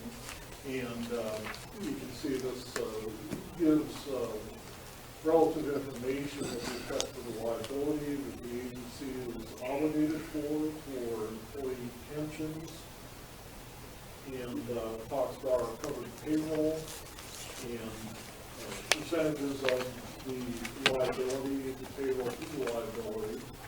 And you can see a trend from 2013, we've got about $8 million in pension liability. And as we move forward across the schedule, you can see that liability has increased significantly from 8 to, we're now at 15 million 6. So, just, this will keep expanding the schedule, we'll get more information here. Hopefully the pension liability is leveling out and, will not continue to, accelerate or increase at quite a dramatic So could you spend a moment on that, just in terms of what's the cause of that $5 million or $7 million increase over over a 4-year liability?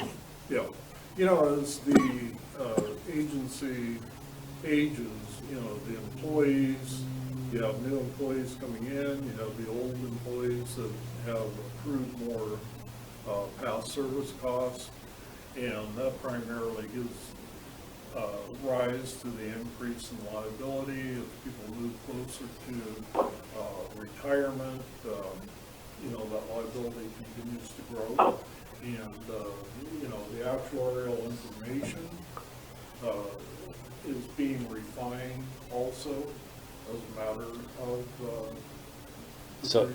So how does that increase, and I think I know the answer, but how does that increase in liability show up in our budget? Because it's not like that liability, because it's not like a check we have to write within the next year. Right. But This is consider this a long-term liability, like a long-term mortgage on a house or something. But, you know, this is going to be paid off over future years. It's basically going to affect our rates, right, that we have to pay PERS each year. The higher that liability amount is, the higher our annual PERS contribution will be. Correct.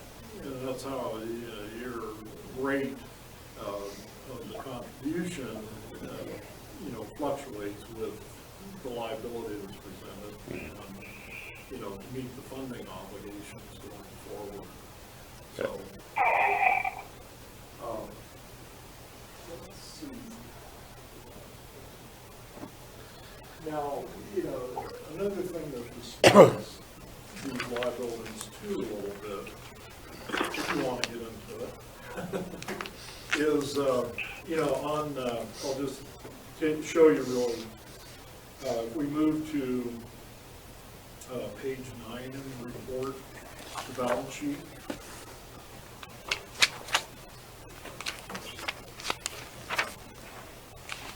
And what interplays with this liability amount?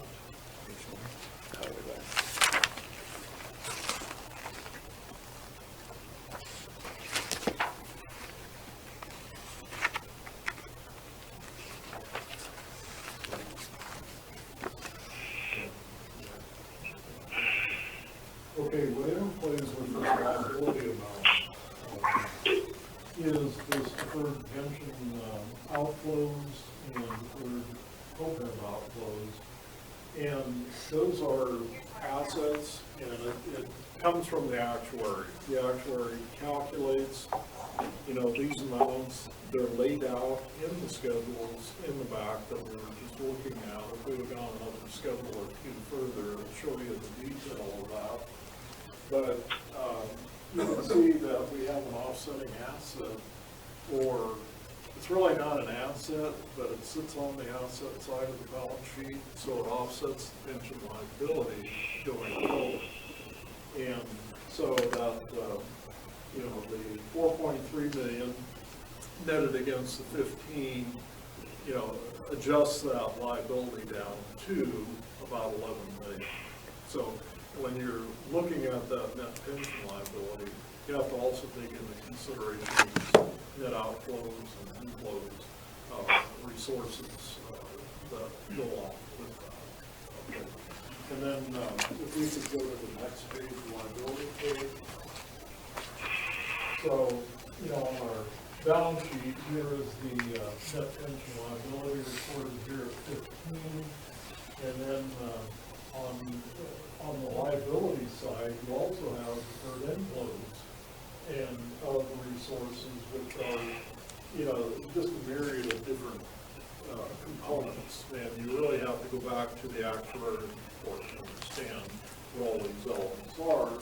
But this actually increases that slightly. So the $1.3 million out of the 15 million minus what's on the asset side, 4.3, you know, gives you the total net effect of what's going on with that liability. So to answer your question more thoroughly, you know, the increase in the liability has to do somewhat with the deferred inflows and outflows, and as they adjust throughout the years. Okay, thanks.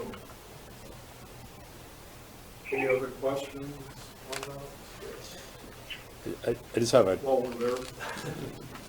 not on the liabilities, but at that same page we're on, page 9.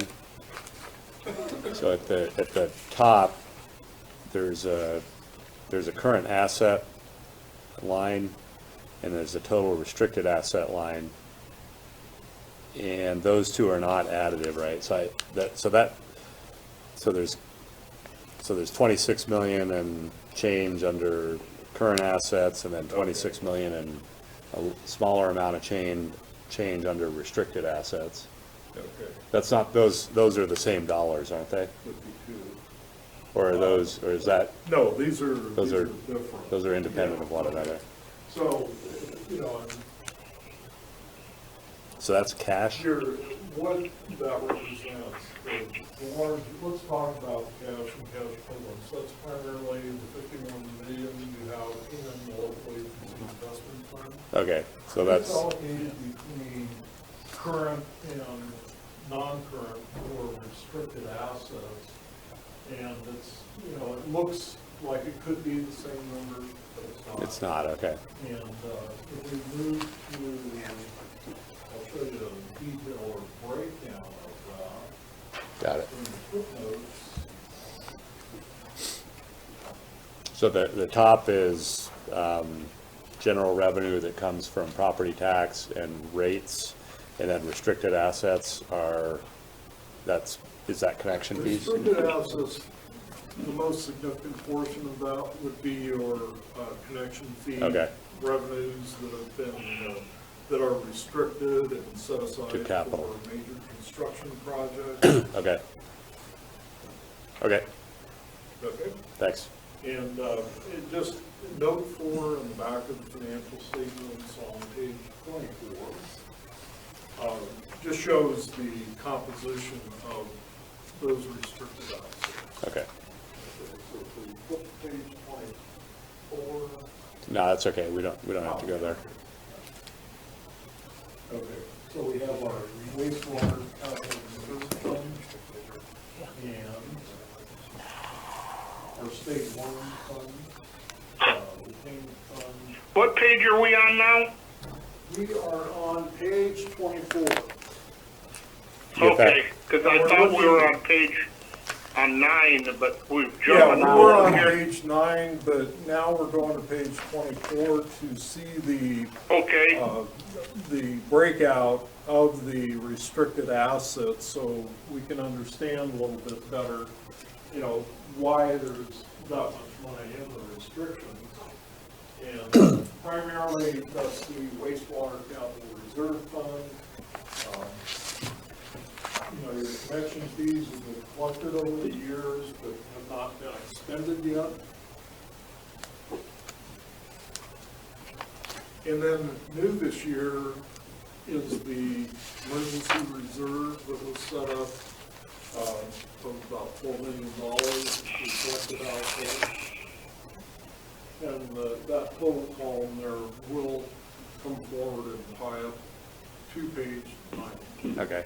Are there other areas in the report you wanted to call specific attention to for us, or? I'm sorry? Are there any other areas in the report that you think are kind of highlights that you want to call attention to? Yeah. During this presentation, or? Yeah. Okay. That I'll get to, or? Yeah, I was just curious how much more time you're expecting. Oh, how short do you want it? Quick? I'd go to the other board members. I guess, you know, big picture, Ron, you know. I just want to answer your questions. Okay.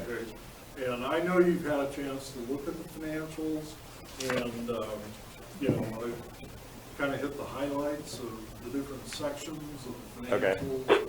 We talked about, you know, the major liabilities, you know, that affect the agency, your major assets.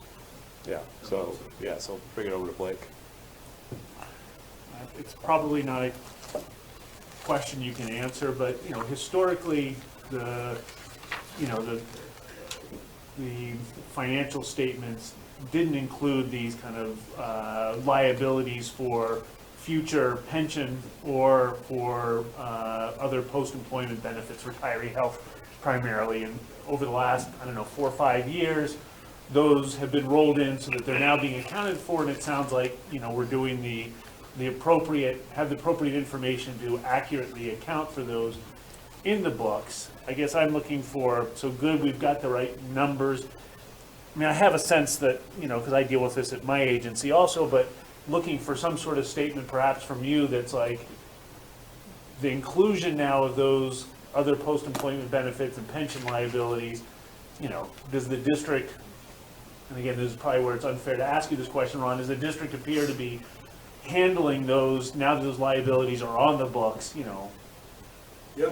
are they handling it appropriately based on your perspective and the fact that you go to many agencies and see that?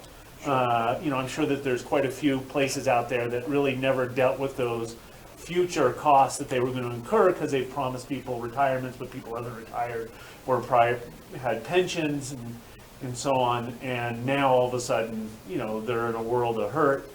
And yeah, they've accounted for it in the books, but they're not financially in a position to actually handle those liabilities. And so I'm looking for a kind of a more of a qualitative comment on your perspective as far as where the district's Good at. perspective on that, and, point to page 10 on the liability and equity side of the balance sheet.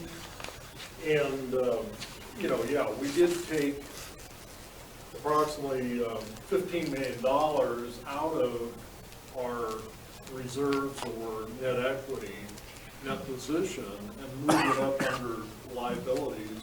But you can see down under net position there, the agency is still quite strong. There's no deficits running down there. Under unrestricted, you still have $12 million in unrestricted assets available, net available to run the agency.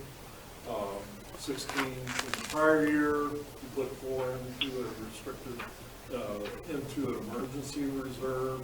So, but it's been consistent year to year. And yes, the agency is more than well funded. And Right. these liabilities have very, while they did take a big chunk out of your equity and move them up, they're really not impacting the operations of the agency. And, I think this is a better presentation than years ago when we didn't represent or present these liabilities on the financial statements. They were just in the footnotes. But now it gets it up there where people can really see what it is. Yeah, I have a question. The one thing I always have to think through when I'm looking at these statements is what's a liquid asset versus not? Because these statements, they blend like net investment and capital assets. So that's our buildings, it's our facilities, it's our pipelines. They don't have a cash value. It's not like we could go sell them Correct. to someone and make money off of them like you could with capital assets in the private sector. And it's the one thing that's always awkward for me in these financial statements is the fact that those capital assets are blended with more liquid assets like cash and funds in the bank, and it tends to it tends to muddy the issue of how, because you could have an agency that has $300 million of pipeline in the ground that has $1 million in the bank. Right. One of these statements could show they got $300 million of assets, but that agency is not in very good shape as compared to, and I always wish that there was a better way in these statements to show those two things in separate pages, if you will, because I think that gives a much more accurate. And here's a very easy way to do that. Just take page 9, the top current assets. Stop right there, 26 million. Mm-hmm. Okay, that's liquid. Yep. Okay, you're going to be turning in the receivables. You got the cash in late. You can grab that any time. Okay, turn to page 10. Current liabilities payable from current assets, $1.6 million. Your current ratio is outside, out of this world, very strong. Most businesses operate on, 1.2 to 1 current ratio. You're, probably 20 to 1 here. So, the agency is very solvent, and, Okay. those are the numbers you want to focus on. These, Right. the capital assets, like you say, that's stuff that's, it goes into the. It's good to know for other calculation of reasons, net but it doesn't But it really, doesn't really impact how the agency is doing. right. Okay. And and I'm not looking for a response, but just, commentary on it is, that's the thing I've always seen as being the fallback of the financial statements, is that you could be misled in a situation where you've got a lot of capital assets but very little cash into thinking you're in very good shape when you're actually not, if you're not really dissecting this information. Absolutely, and a lot of agencies or, governmental entities will get to the point where their current assets, it's just like running a business. When your current assets are below your current liabilities, you got a problem. Right. You need that working capital to continue operating. Okay, other questions or comments from other board members? No. John's good. Dale or Lane? No comment from Dale? I'm just looking at, I was looking at both the, the pension information there with, that we're going in the right direction here, and the amount of debt paid down this year. The balance sheets are looking great, so all good. Thank you. Great. All right, thank you, Ron. Okay, you're welcome. Is there, go ahead, Joe, Blake. Well, I think it would be remiss to end this without, giving credit to Rochelle and her staff who are back there for all the work they do. They're really the ones doing the work. Ron comes in and reviews it all, but, the 4 comments you had were all very minor, and I think, I don't want to pass by this point in time without thanking them and congratulating them for their good work. Thank you. What I wanted to point out too is they've been through about 3 different system conversions. I know. In the last 2 years. Yeah. Right. That is horrible. Yeah. You go through 1 in 6 years, that's horrible. Right. So kudos to them for getting through it and getting the audit done, getting us the financial information to. Great. So I don't believe there's any action requested on this item. I think it was to provide this information to the board and for the board to accept it. Correct. The next item, 5-4, would be the approval to receive and file. Great. Thank you, Lou. So item 5, well, actually, was there any, before I close item 5.3, was there any public comment on 5.3? Okay, seeing none. Let's move to 5.4, which is approval to receive and file the annual financial audit. Also moved. I'll second. I'll second it. Okay, moved by Blake, seconded by John. Is there any public comment? Seeing none, those in favor? Aye. Aye. Oh, Yeah, roll you gotta call. do- Oh, we gotta do roll call, I'm sorry. Dale Cox, Yes? Lane Lewis, Yes. John Northrup, Yes. Blake Treason, Yes. and Vice President Wilkins. Yes. Thank you. Okay, next item is update on the 2020 revenue refunding bonds, and this looks like it went well. I would assume this will be a fairly quick item. Yes, as you know, our revenue refunding bonds went very well, and Mr. Gortler is here to give you an overview on the findings or the finals of all that, and I'll let him take a look. Yes, very quickly. I have a very big agenda. I'll be very quick. Yes, the refinancing completed on schedule. It closed on the 5th, and as you probably know, the savings were a little bit more than we had anticipated, roughly $212,000 per year for 8 years, total of $1.7 million. and that money is yours, and, don't spend it twice or 3 times though. I think I would just, want to make an acknowledgement. I think, the results reflect a couple of things. Number one, an enormous amount of time and effort was devoted to the transaction by both Rochelle and LaRue, and that really made a huge difference in getting it done on schedule. Secondly, I think the general market, the investor market, views the agency as very well run, very well managed, very well governed, and that makes a big difference in how aggressive they bid on your bonds. And then lastly, interest rates are very low. They continue to be very low. They've even come down since a couple of months ago when we first started this, and certainly that's a big benefit as well. All of that, sort of contributed to the better than expected results. Great. I think everything worked out very well. So, Yeah. okay. Thank you for coming to us and Yeah, thank you. Providing this opportunity for us to save our ratepayers' money. Yes. Thank you. Okay. Aren't you going to thank Bank of America Merrill Lynch for being the low bidder? Right. Yeah, we'll be paying them. Yeah. Okay, item, so no action on that item. Any public comment? None?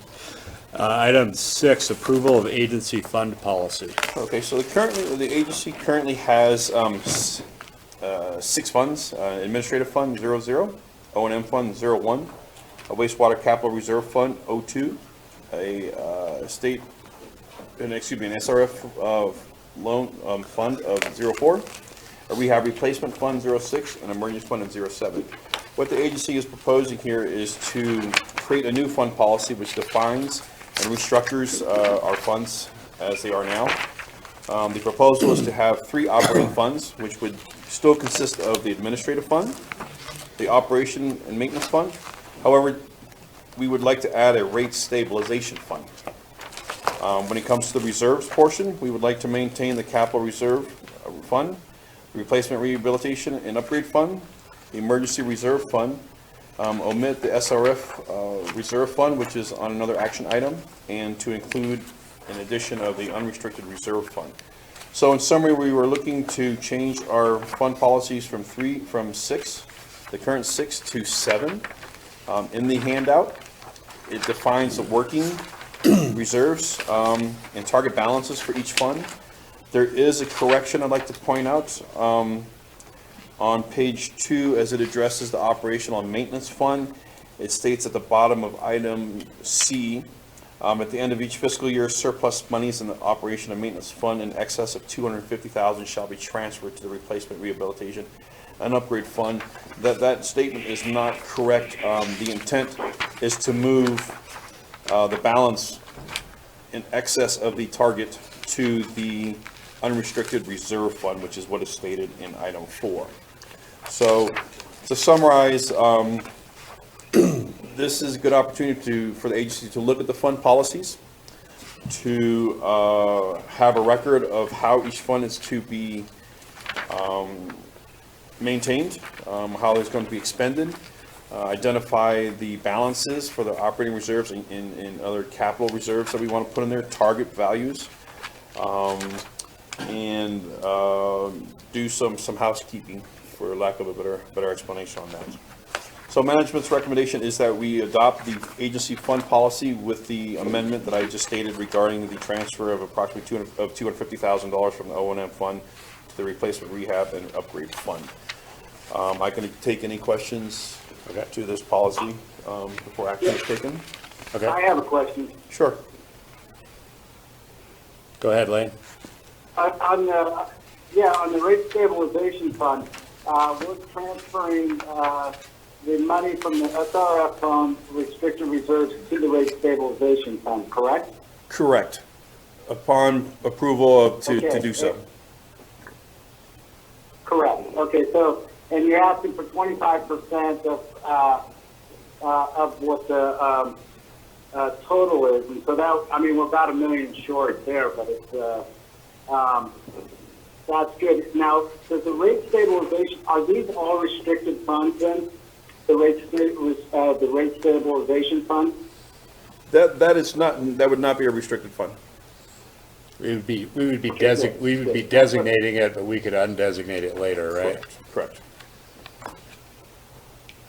Okay, so basically, if we're looking at it to, you know, meet our goals, I mean, for just starting that this year and only having, and being able to transfer that money more or less from the restricted funds for the state rehabilitation project, that those go right into the rate stabilization fund, and then we can work on bringing up the balance at a later date, correct?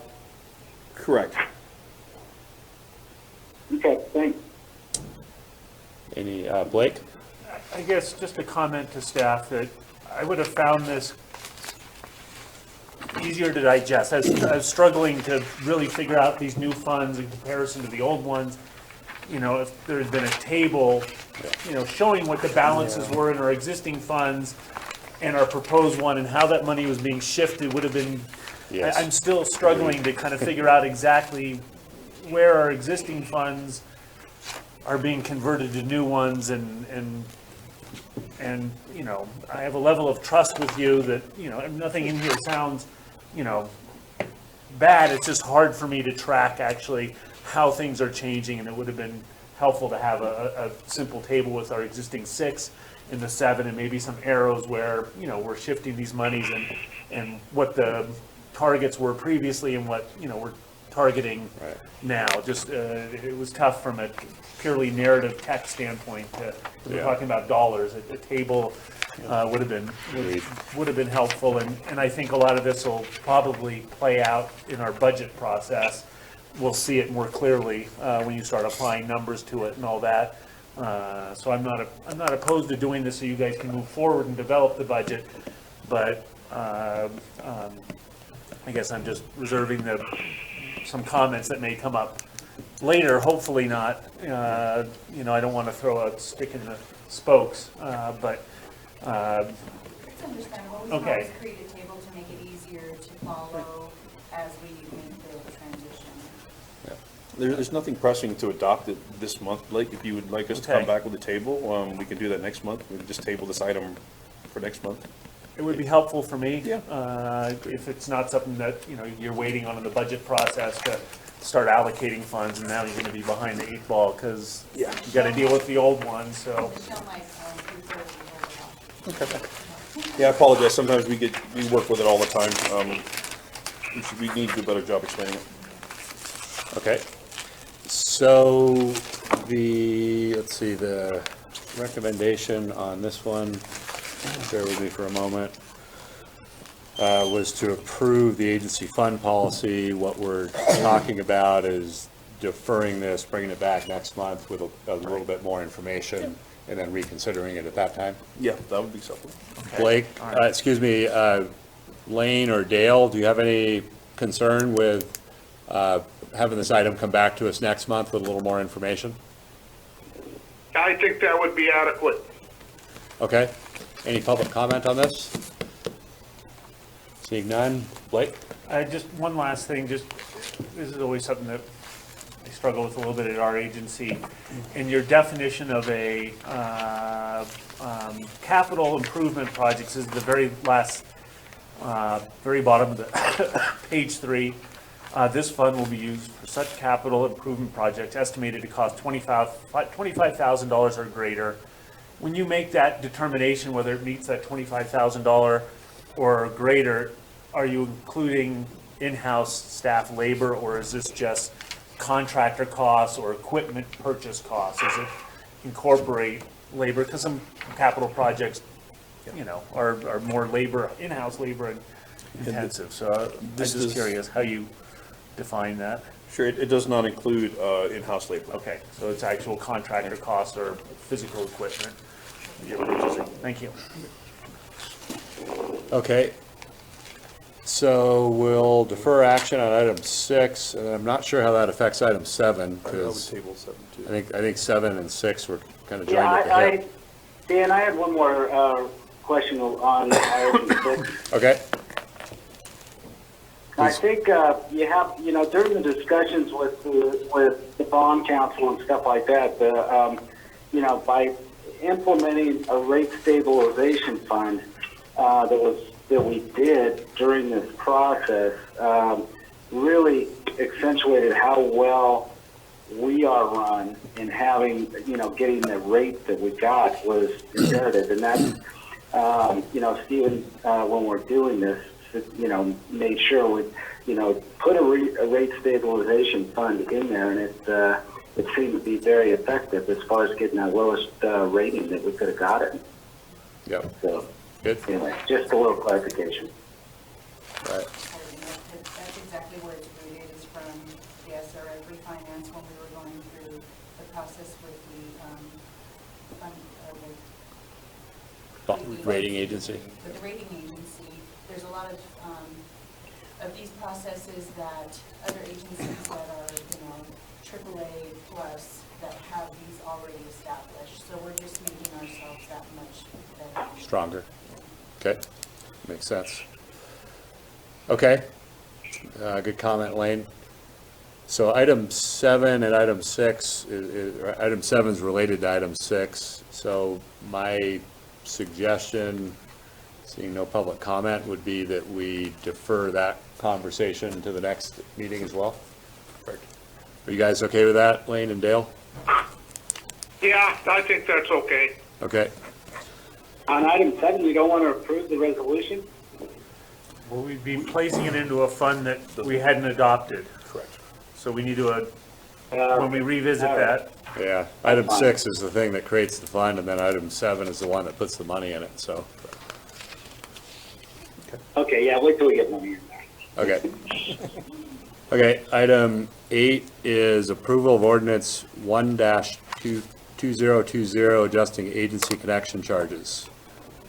Hello again, gentlemen. So item 8 is approval for ordinance number 1/2020, adjusting agency connection charges applied to accessory dwelling units.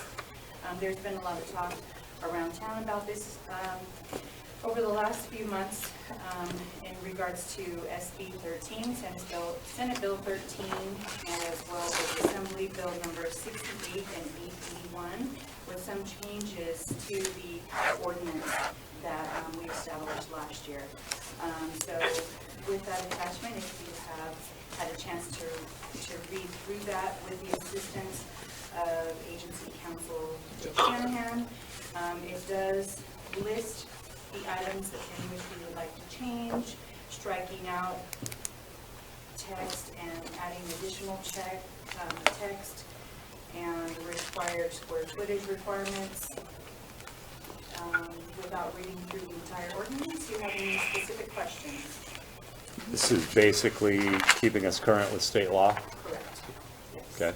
And I did attend Mountain Housing Council meeting that the staff were there, myself and Emily did. So we're, keeping our agency in line with the state laws, but then also keeping up with the town to see what's happening as well. Great. Any questions or comments from board members? Nope. Seeing none, any public comment? I have a comment. Yeah, go ahead, Lane. Yeah, I got a comment.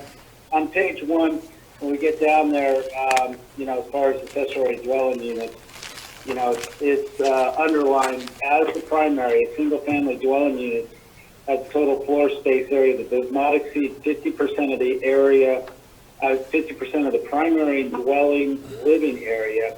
And then it has here slash out the 1,200 square feet for an attached accessory dwelling unit, or that does not exceed 1,200 square feet. If somebody has a dwelling unit, say a 700 square feet primary on the property, does this override that person can put up to a 1,200 square foot accessory dwelling unit on that piece of property and not have a fee associated with that? No, it does not. So this is just reiterating that it is attached with a existing primary. So those are provisions, because it's existing or exceeding 50% of the primary dwelling. But if it's, like you said, a 1,200 square foot detached, being that it's detached, it's just another residence. So they get the base plus fee. Okay, when it said or there, that's what I was questioning. So, okay, that makes sense. Thank you. Any other questions from any other board members? Just a quick comment that, I mean, this is all obviously coming about because the state's trying to encourage accessory dwelling units, and the town's doing their part to do that as well. And so we're likely to see more units. When asked directly at the Mountain Housing Council of the town manager, what were their anticipated, volume of accessory dwelling units that we're gonna see, he couldn't give obviously a firm answer, but it wasn't a huge amount. The anticipation was, tens or something like that, but we're not looking at anticipating seeing a floods of hundreds and hundreds of these units coming through, so. But I applaud staff for getting the stuff in place and being ready when they do come. Yep. That's good. Would anyone care to make a motion? I'll make the motion. Make a motion to approve ordinance 1-2020. Okay, so John made the motion, Dale seconded, and no public comment. Could you do roll call? Dale Cox, Yes. Wayne Lewis, Yes. John Northrup, Yes. Blake Christen, Yes. and Vice President Wilkins. Yes. Thank you. Thanks. Item 9, approval to enter into a contract for the purchase of VFDs. This looks like a pretty straightforward item. I assume all the board members read the staff report. Any additional information board members need? Yes, I have a question with regard to the Allen Bradley. What are the VFDs that we currently have for those three units? The current units are Siemens. Okay, Siemens, so they're, and is the attachments, do we have to modify the manifold for the attachments for the Allen Bradleys? The entire enclosure will be a completely new enclosure. So no real modifications, just complete replacement.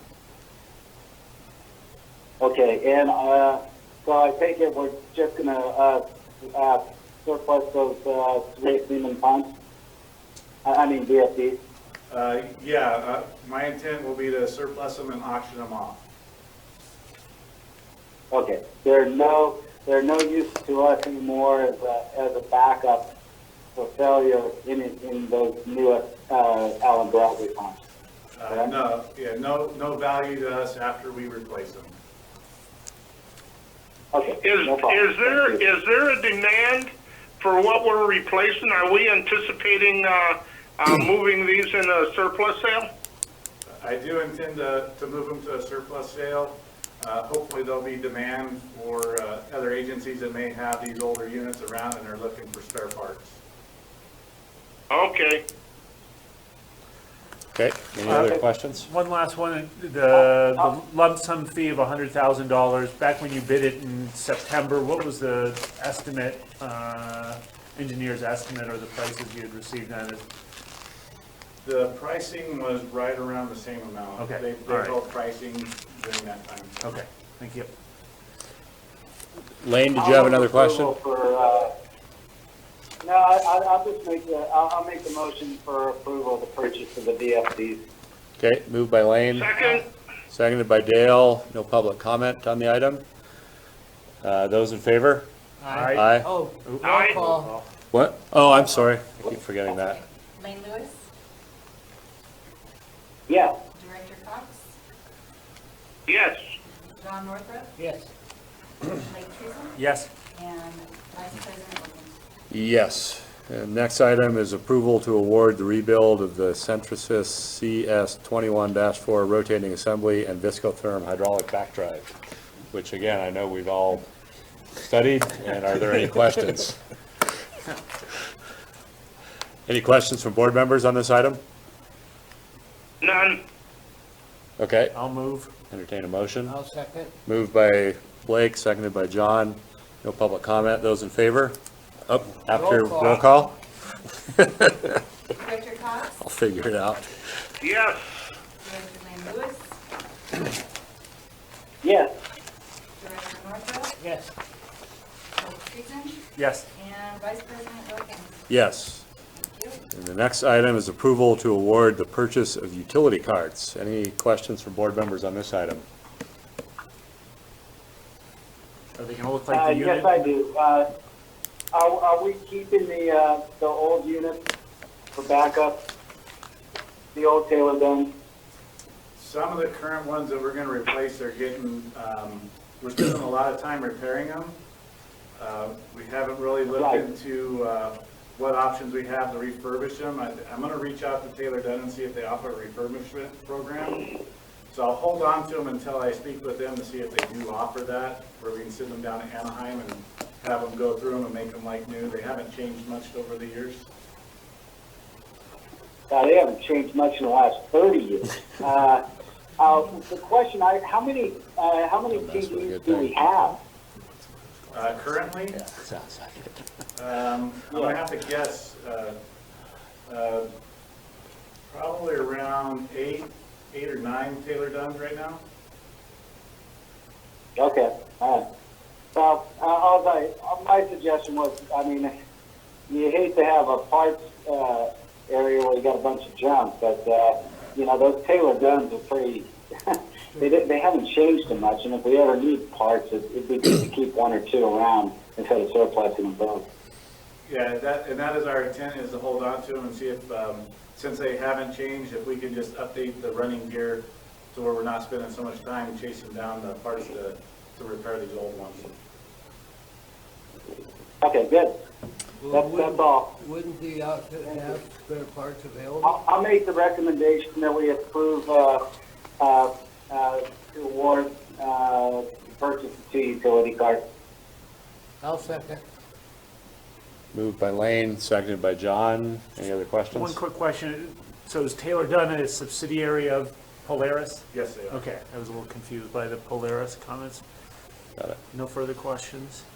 Okay, I don't see any public comment on this item. Roll call. Lane Lewis, Yes. Dale Cox, Yes. John Rudra, Yes. Blake Tristan. Yes. And Vice President Williams. Yes. Okay, next item is approval to award the 2020 plant painting project. It looks like we got 4 bids, and we're within the engineer's estimate. Is there any questions from the board on this item? Guess, I like Yeah, the, I have a question. go ahead, Lane. With regard, have we used FD Comics before for recoding? Yes, we used them 2 years ago, and they did a really good job. Okay, so we're satisfactory, and they've more than gone over the you know, going over the clarifiers and knowing that the cracks and everything in there, that they were not going to get a big add-on bill when we're done. Yeah, correct. They were here during the mandatory pre-bid, and we stepped through all the photos and took them on a site visit. Correct. Okay. Well, were any of the clarifiers not in use to where they could take a physical look at them? Yeah, the primary 4 was out of service, and secondary 3 was out of service. Digester, they were not able to see, but we showed them photographs. Good. Thank you. Okay, you're welcome. Blake? Jay, I had one question. I'll move. Yes, go ahead. Just given the fairly large discrepancy between the bids, and we don't have the bid schedule that you guys prepared, was there an obvious reason why the other bids came in so much higher than FD Thomas? Was there a particular line item, or? Yeah, so we were interested in that as well.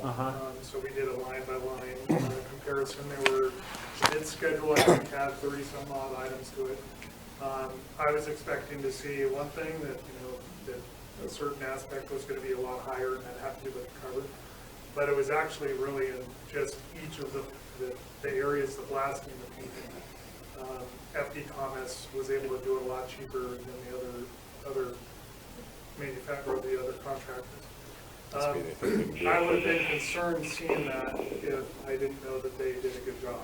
Okay. But they were able to do it cheaper for some reason. Okay, any other board questions? Yeah, Jay, I are you going to be overseeing the progress of this project and making sure that they go along with the work orders, Yeah, so specifications? Yeah, the engineering department will be doing the construction management and inspection. So we have two staff, Scott and Aaron, that are going to be tag teaming. Aaron his forte is paint. He has a whole career behind him doing paint jobs. So, and then Scott is learning from Aaron. So I feel like we have a good team. Okay, very good. Okay. Any further questions I'll or? move approval, I'll move approval of the I'll second. 2020 pending. Moved by Lane, seconded by, thanks. Moved by Lane, seconded by Blake. Any further dialogue? Seeing none, no public comment. Rochelle? Roll call. Lane Lewis, Yes. Dale Cox, Yes. Tom Northrup, Yes. Blake Tristan, Yes. and Vice President Wilson. Yes. Then item 13 is, thanks Jay, discussion of boardroom layout. Looks like you want to rotate us by 90 degrees. So our backs to that wall or to the windows? I'll show you photographs. Okay. to the windows. And that's just one idea. Actually, the pleasure is just up to the board as to what you folks like to do. Okay. So as part of the 2020 admin building remodel, we have an opportunity to, in addition to doing carpet, baseboard, and paint within the boardroom, is to update the furniture and update the layout. This layout and the desk we're sitting at now is about 40 years old or over now. So we thought, we'd present some new ideas with some new furniture and get your input. So we've developed two alternatives in your packet. I guess I should say there's always the do nothing alternative, right, which is alternative C or just, do nothing, keep it the way it is. But under alternative A, you are correct, it's a 90-degree rotation. And we actually mocked this up this last month, and we rotated everything and actually have this set up in this fashion, had a couple staff meetings just to kind of get the feel for it and see if it's functional. But the idea would be to take the board of directors table, which currently is sitting where you are now, and rotating it to be underneath or in front of the windows there. And then having two wing tables on either side. Basically, one wing table on the right-hand side has the GM, admin manager, legal, and then a spare seat. So basically, the functional equivalent of this table here. And then another table opposite that, with all four managers, minus Rochelle, who sit on this one. And what that does is it provides a C shape or a U shaped forum. And then the general public seating is back against where I'm standing here, and maybe comes up to about here. And that, why it's set back like that is to allow discussions across without interfering with the general public. Professionals table would be back in this corner here, imagine that. And then the speaker podium, so as not to obstruct any of those cross views, would be approximately in this location here, but rotated this way. So we have some photographs that we took of that layout. It's in the same, actually, is that the yeah, we can just stay on that one.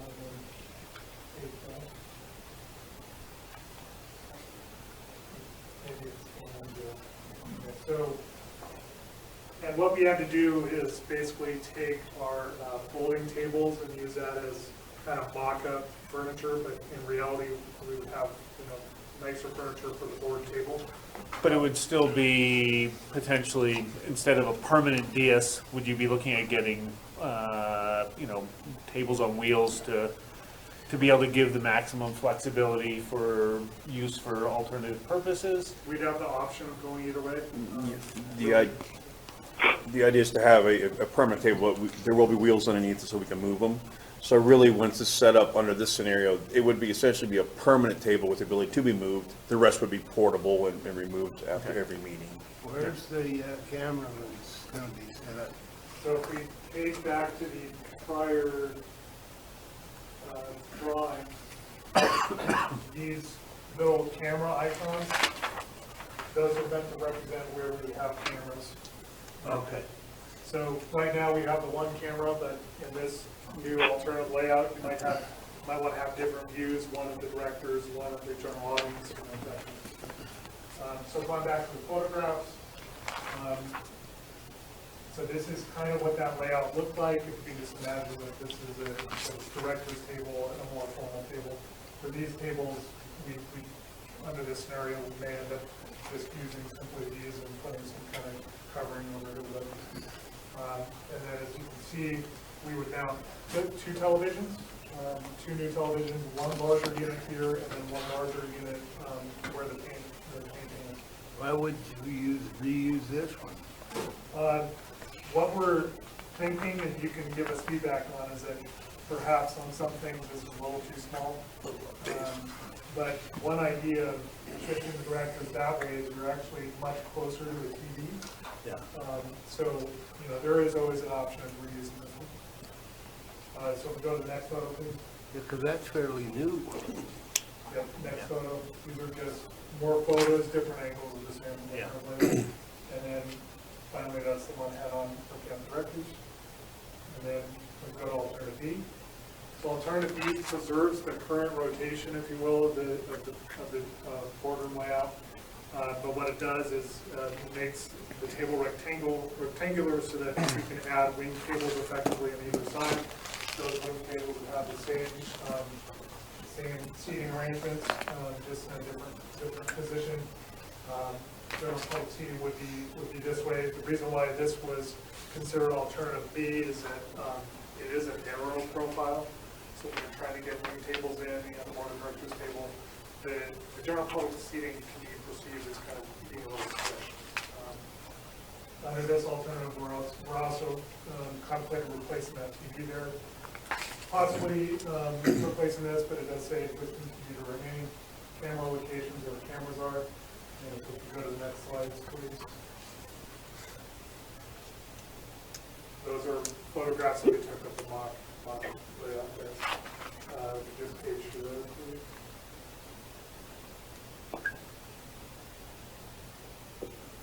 Okay, and then alternative C is the do nothing, keep it as it is, or keep the layout as it is, update the furniture.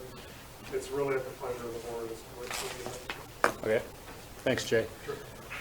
Were you guys? I got a comment. Go ahead, Dale. So just rearranging this room, and it looks to me like a couple of more permanent countertops or whatever. That's going to be $250,000. Well, no, so yeah, let me clarify that. The $250,000 was for the entire admin building remodel. So for all the other aspects of the job, we're replacing just the carpet, the baseboard, and the paint. However, that doesn't touch. There's certain spaces in the admin building that we're leaving alone, but most of the admin building we are updating with that. And so the aggregate total of all those improvements throughout the building, include the boardroom, ends up being around $250,000. That's new furniture Yeah, in I some areas, new think chairs in that some areas. replacing the carpet it's been a situation that I've been advocating for a number of years. I'm glad it's finally being addressed. I am concerned a little bit, however, for the legal and the administrative and general manager being in the way of the emergency exit. I like to let it be known that if anything should happen, I move quite quickly. I'm not getting in his way. Hey, Dale, you got more of a direct shot out of there than anybody else on item A, on plan A. Well, I out through the kind window. of like the idea of having the emergency exit right over my left shoulder, if you know what I mean. Okay. So, I guess a couple quick comments. one, I would, I guess, encourage you to use, you know, as much portable stuff as possible so that, you know, it can be modified if it doesn't lay out, you know, and avoid anything that's permanent.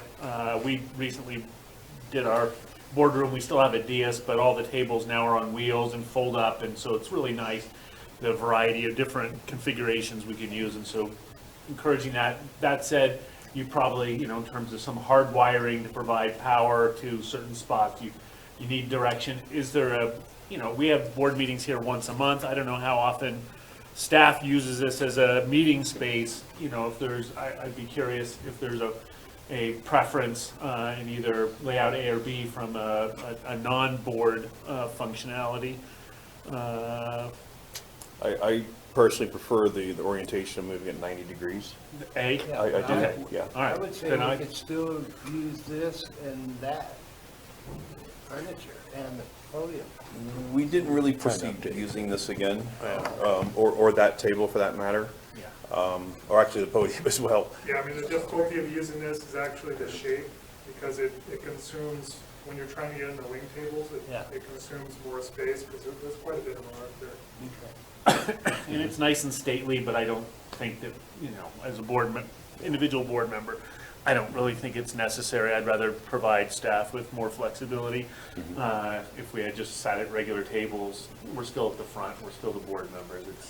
So I'm not concerned about salvaging this stuff. So I would, based on your input saying that staff could use it more functionally in the layout A, I would move to, or direct staff to move forward with the plan with a layout A as proposed. Lane or Dale? Yeah, I got one question for Rochelle. In all of the photos, A1, A2, A3, I don't see any drawers for my snacks. The mini fridge. We'll just have to fill your pockets. Okay, Did you have a comment, Lane? Yeah, go ahead. Did we lose Lane? I was just wondering, so we're gonna do away with that big counter that we're used to sitting at with all the drawers? Yes. So That's what's being discussed. I'll just make sure to fill your pockets. Did we lose Lane? Are you still there, Lane? yeah. Okay. Yeah, I'm still here, and okay, so, the biggest difference I see in this whole thing is we want, is moving the general manager over to the side, not with us up at the table. And, I just remember when Oz was, here, and Blake, correct me if I'm wrong, but he designed the whole system after what you had at TSD, and now sounds like you switched it around also. Or, yeah, vice versa. We have 6 spots up there. Now, are we okay? We just want the directors up there and then the general manager on the side with the other department heads? I'm good with that. Yep. And you want the overhead lighting the same as Okay. it is? Yeah, I mean, as far as electronics, we did envision plumbing, if you will, some electrical over the board of directors tables in case you want to plug in your electronics or, future microphones or that kind of thing. And then, perhaps some kind of barrier in front. And what was the question? I think you covered it. Yep. Oh, and electronics, overhead lighting, John. We're going to remain we're going to keep the Okay, there was overhead one lighting. picture where it's like a real big one in the middle. Okay, so it sounds like, Then one other. go ahead, Lane. Yeah, one other comment. I mean, so we're talking about, and I like what Blake said. Well, I mean, if this is correct, I mean, we have one board of directors station. I'm on Plan A, next to the window. That we have one permanent board of directors table, and then the other 2 sides would be portable, just so we have functionality in that room. Is that correct? Correct. They should all be portable. Yeah. Okay. Sounds good. Yeah, and Blake was suggesting that even where the director's seat sit should be portable to create maximum flexibility. So with that option, for it to be portable, because we were envisioning perhaps a system where you'd have a table with, a barrier or something that, I think the town maybe has this where there's like a shelf that, so you can kind of put your stuff behind it and plug things in or whatever. Are those features not important? Does portability override those functions?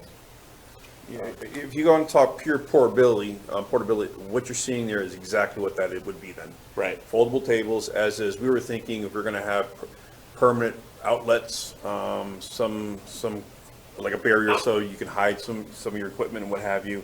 If you're gonna do that, it kind of takes away the portability side of it. The table would just be one large unit on wheels, would be mobile, but this could actually be broken down, the picture broken down, stored away.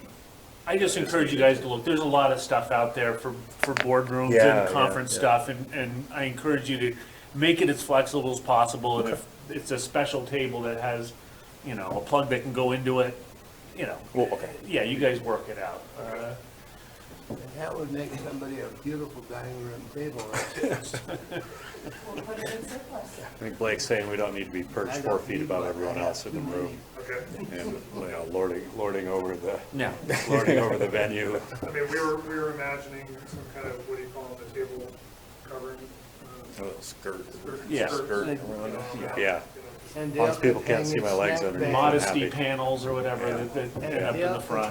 hang his snack bag underneath the table. Okay, perfect. Is that okay with you, Dale? Jay, thanks for the photos. It was Yes, nice. I'm fine nice job with it, helping us. like I chime in with, Blake, whatever we can do to utilize, different configurations to, adapt to, whatever situation we need the room for. Okay, Okay, sounds good. got what you need? Yep. Great. Motion? No, this is just a discussion. Yeah. Discussion. Okay, thanks, everyone. Item 14, discussion concerning Board of Director compensation. Yeah, this is just a discussion item as a follow-up to a Board of Director comment at previous board meetings, potentially increasing the Board of Directors compensation. Currently, we comply with Ordinance 1-1994, which states the compensation is $100 per day with a maximum of 6 days for the Board of Directors attendance for a day's service. In accordance with the water codes, we have the ability to increase that on an annual basis, calendar year, up to 5%, and increase the maximum days to 10 days. So what I'd like to do is have a discussion, and see if there's any interest on the Board of Directors to potentially increase their salaries by no more than 5% commencing the upcoming calendar year. And also doing so, increasing the maximum total days per calendar month to 10 days. So just to put numbers to that, we currently get paid, or the Board of Directors are compensated for $100. Next calendar year would be $105. Is that per meeting or per month? Per meeting. Per meeting. With up to 10 per month. Okay. And then the next year would be up to 5% of the $105, and it would just be a compounded increase. That's one option. We could do a flat fee of a monetary amount, not to exceed the 5%, of course, or we could tie it to the COLA, which the employees are currently subject to. The idea of this board item was just to have a discussion, see if it's something that the Board of Directors would be interested in. What I have here is, Rochelle, if you could pull it up for me, is a table of what other comparable agencies are paid, just to put the current salary in perspective. Does Dale have a copy of that? I've emailed them to them. So we have a list on the first page of Camarosa Water District. Well, actually, it's just a list of a lot of other agencies. If you go to the third column, most of them are in the 200s. Only one. Is that per meeting or per month? Day of service? Yeah, day of service would be a good way to put it, yes. So as you can see, we, for comparison purposes, the agency TTSA is behind on compensation for board of directors. So I think this would be the opportunity for the agency to implement that. If that is something the board wants to do, we would come back with an ordinance. It would be subject to a public hearing and all the notice requirements set forth to do so. So I'm just asking for direction so I could plan appropriately. So, and Can I chime in here for the history here? Yes. You know, when I first came on the board, when I first came on the board back in '91 or '92, it was we were getting paid $400 a month. I tried the evil one. I reduced it down to $100 a month, and I don't see a $5 or $10 increase as anything major. I wouldn't recommend doing this for all the work it takes to get it done. Okay. Other board member comments? Dale? Well, I'd like to chime in. You know, a lot of this workload, directors, revolves around how much time is spent in ad hoc committees and other things that happen to pop up. I would like to bring to your attention the situation that you board members put me into in regards to being a hearing officer. It was That was district legal counsel. Totally a very stressful situation that the compensation just didn't accommodate the situation of having that designated position. And, I don't know how we could get around that or be able, because if it's $100 a day with a $600 max, we're not going to get anybody that's going to want to be a hearing officer, especially me. Dale, it'll keep you from missing a meeting. That's when you got elected. Yeah, well, the compensation has been the same for me since I got on the board, and that was back in about '99. Nothing has changed. That's been 20 years ago. Not that any kind of monetary increase of $5 or whatever, I agree with you, Elaine. It just doesn't make much sense. But, we have been put in a position over the last few years that is requiring more and more and more time. And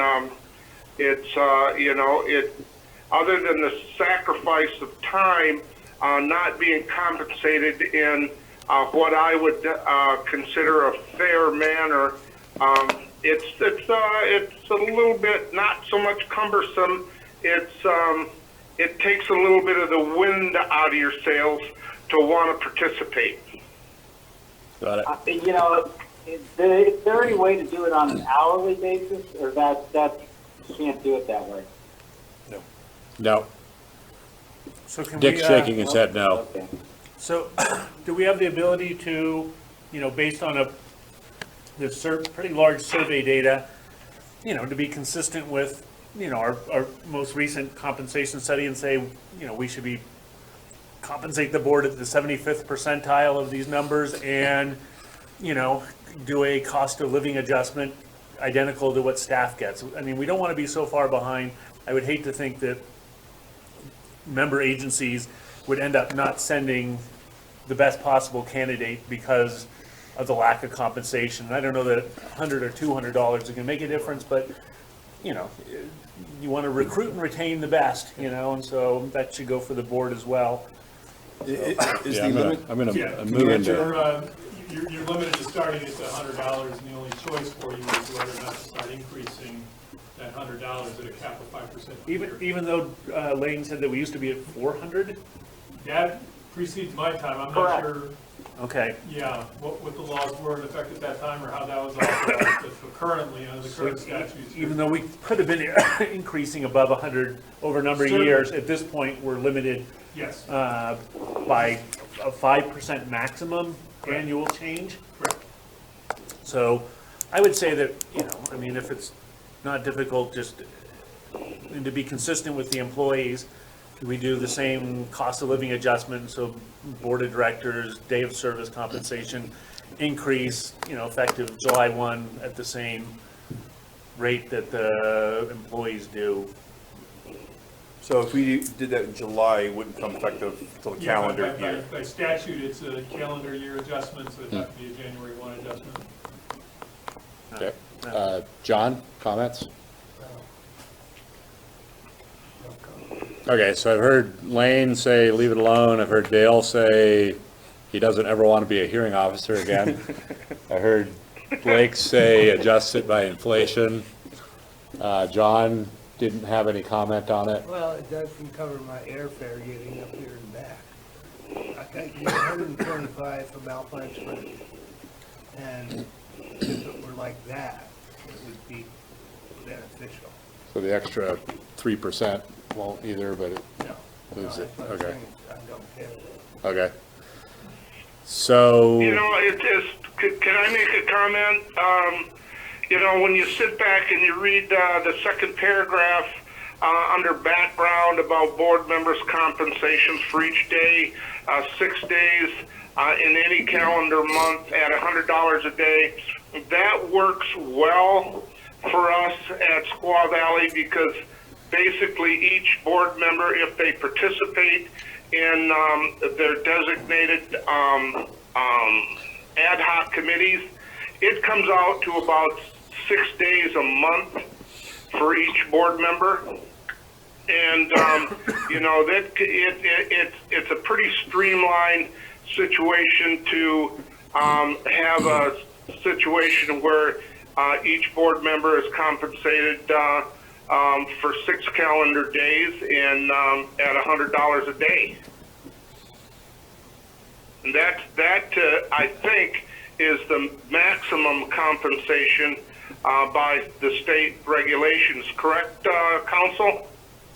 No, I believe under this water code option, you can increase that to up to 10 days per month. I'll double check, but I thought it was up to 10. Well, I think that 10 days, as far as for participating at TTSA, I think 10 days would be a little bit out of the ordinary, although it is possible, but 6 days, like I say, depending on the ad hoc committees that you're on and you know, what's on the agenda and so on, it could be 6 days very easily at TTSA and be within, in my world, the realm of acceptance. Okay, so I've heard Lane say leave it alone. Heard, I think you said you're good. Did I hear you say you're good with what we currently have, Dale? Because we currently have $100 up. Currently, it's $100 a meeting, you know, up to 6. I feel that with what we have is 20 years old, Dan. Okay. And a lot of things have changed in the last 20 years. And I'll be honest with you, not that I'm any wealthy director, but $100 when you take away from your family or you know what you've got planned for any certain day, $100 in a lot of cases just doesn't cut it. So you're suggesting that we start adjusting it for inflation or 5% a year or something like that? Well, I'm suggesting that it wouldn't hurt for us to just plug in a 6-day maximum for, you know, for any 1 month. I already have that. We already have that. So we currently have, it's $100 a meeting up to a maximum of 6 meetings per month. That's the current situation. I think what we're talking about is we could start increasing the director's compensation by 5% a year and up to a maximum of 10 meetings a month, which I don't ever see even coming into play. That's right. I don't either. I think that would be okay. You know, like I say, it's, you know, if it gets to be a point where you start attending 10 meetings a month. That's one every couple of days, and and all of a sudden you have to sit back and really take a look at what's going on. Yep. Okay, so I think I heard Dale as a proponent of doing the 5% adjustment and up to 10 meetings. I think, is that what I heard from you, Blake? Yeah, let's do the 5%. Yeah, do you have a concern with that, Lane? You're asking me? Yeah. Yeah, I don't think it's worth it. I for the public response to it, I know, it costs me a lot more than $100 to come to every meeting. I mean, by the time you pay your help and by the time you get over there, it's quite an expense, but it's one of the community services I'm willing to provide. Yeah, your point is that if we're going to do this, we have a notice public hearing, we put it in the newspaper, we properly disclose it, and that could result in some other comment, although we'd find out quickly enough at the board meeting if that did happen. So I think this item is on here for discussion. It says no action required. Since I've got a sense that there's different opinions by the board, I think my suggestion would be if a board member wants to make a motion that we direct staff to move in this direction, that we do that. But if we don't do it, then we should just recognize that things will stay status quo. Well, I think Blake suggested, if you're going to move it, would be the best suggestion. You base it on the 75 percentile, just like we did the compensation and salary study. But we can't do that. If you're going to do it, don't. We can't. Dick told us we can't do that. All we could do is up to a 5% adjustment. Is that because we're federally, under federal law for that? No, John, it's just a function of state statutes that regulate TTSA directors. The statute dictates your compensation. Okay, and yet these are all higher. Okay, no problem. And part of the reason a lot of these are higher is they started that 5% per year immediately, and that's what 25 years of adjustments will give you. Oh, okay. Yeah. Right. So I'm fine either way. It's probably good to kind of like all things to have it, put it on some kind of a program to stay current with inflation. So, it sounds like we're kind of split on it. I think I heard Dale saying, let's do it. I think I heard Blake saying, let's do it. I'm okay with it. John said he's somewhat ambivalent, but he's shaking his head yes, that he's okay with it. I'm okay with it. I don't have a choice. Right. And Lane could be a conscientious objector. Let Lane stay at $100 a month, and we'll just do our thing. Okay. Yeah, that's perfect. I don't mind. You know what? If you're going to do it, why don't you do it up to the? If you wanted to, I thought you could do up to $400 a month, where it was. Or can we put any amount of monthly compensation on there? So I'll ask Dick to chime in. Yeah, no, you're not authorized to go back to the $400 per month. Under current statutes, you're limited to $100 per month, plus if you wish to implement it, you could start a 5% per year increase. Because we'll never have 6 months. Okay. 6 meetings a So month I anyway. think what I heard was a consensus of the board that we would likely vote for the 5% per month, but not until we've gone through the proper process. So if staff wants. If I could just add, I should probably keep my mouth shut because this is very much a pleasure of the board decision. But part of the way I look at this is it's sort of a generational decision. This change, if you went to 5% increase per year, isn't going to help you guys much. It's $5 for me, But when you compare your $100 to these numbers up here, the effect of not doing anything, looking down the year 10, 20, 30 years from now when you're trying to get directors to come in after you guys have long since retired, it can be an issue. So there may be some business prudence to starting a 5% increase. So generationally, you're more in the market when there's another set of folks up here you're trying to attract other community leaders to come in and attend meetings. I just throw that out. We're Okay. only 20 years behind, but we won't catch up, but. You won't catch up, but the next generation, it would help, those. Let's do that. Does that give you what you need? Yeah, Okay. I'm interpreting it to draft an ordinance for adoption at the next board meeting and to provide the appropriate notices for the public hearing. All right, and I'm gonna move to Novato and run for the board because it pays $225 a month. Okay, so that concludes, I think, our regular agenda. Next item is management team report. Is there any items that the board members have questions on regarding management reports? Or are there specific items that staff wants to call to our attention?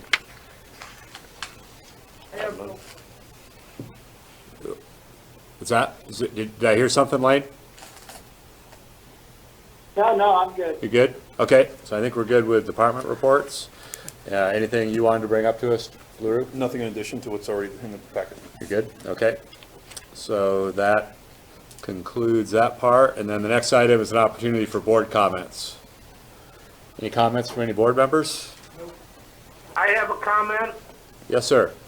I've been reminded by Jessica at Squaw Valley that on the 25th of this month, we're going to have a Squaw Valley Visitors Day at TTSA, and we're hoping maybe that we can get a little buffet together, in lieu of, Squaw Valley taking over that siphon project to the tune of $2 million. I was hoping maybe we could get some ginger snaps and tea for a buffet. So you're looking for TTSA to throw you a banquet? What's going on? Well, we're going to have probably 10 people from Squaw Valley that want to see what's going on with the agency, and I thought it would be pretty nice to show a little consideration to one of the member agencies. I'm seeing some leftover strawberries at today's board meeting. We can Bottle you some water. throw those in the fridge. Okay, well, I'm going to leave it up to Rochelle because I know she knows how to take care of her people. Okay. Any other comments? I got a comment. I just want to thank Blake and Dale for all the work that went in, and LaRue and the staff for all the work that went in on the employee handbook. I know that's Agreed. That's a big undertaking, and I just appreciate all the work that you two done and staff. Yeah, agreed. Thanks for bringing that up, Lane. That's completely on point. You're welcome. Well, thank you. I appreciate you guys stepping up and making that comment because I know that Blake didn't have any problems with sitting back and going over it all, but I got a little bit, not that I fell asleep or anything, but, it was a lot of effort. Yeah. Okay. Yeah, Thank we you. had a 4-hour job. Okay. And I believe that concludes our open session, and we've got one item on closed session.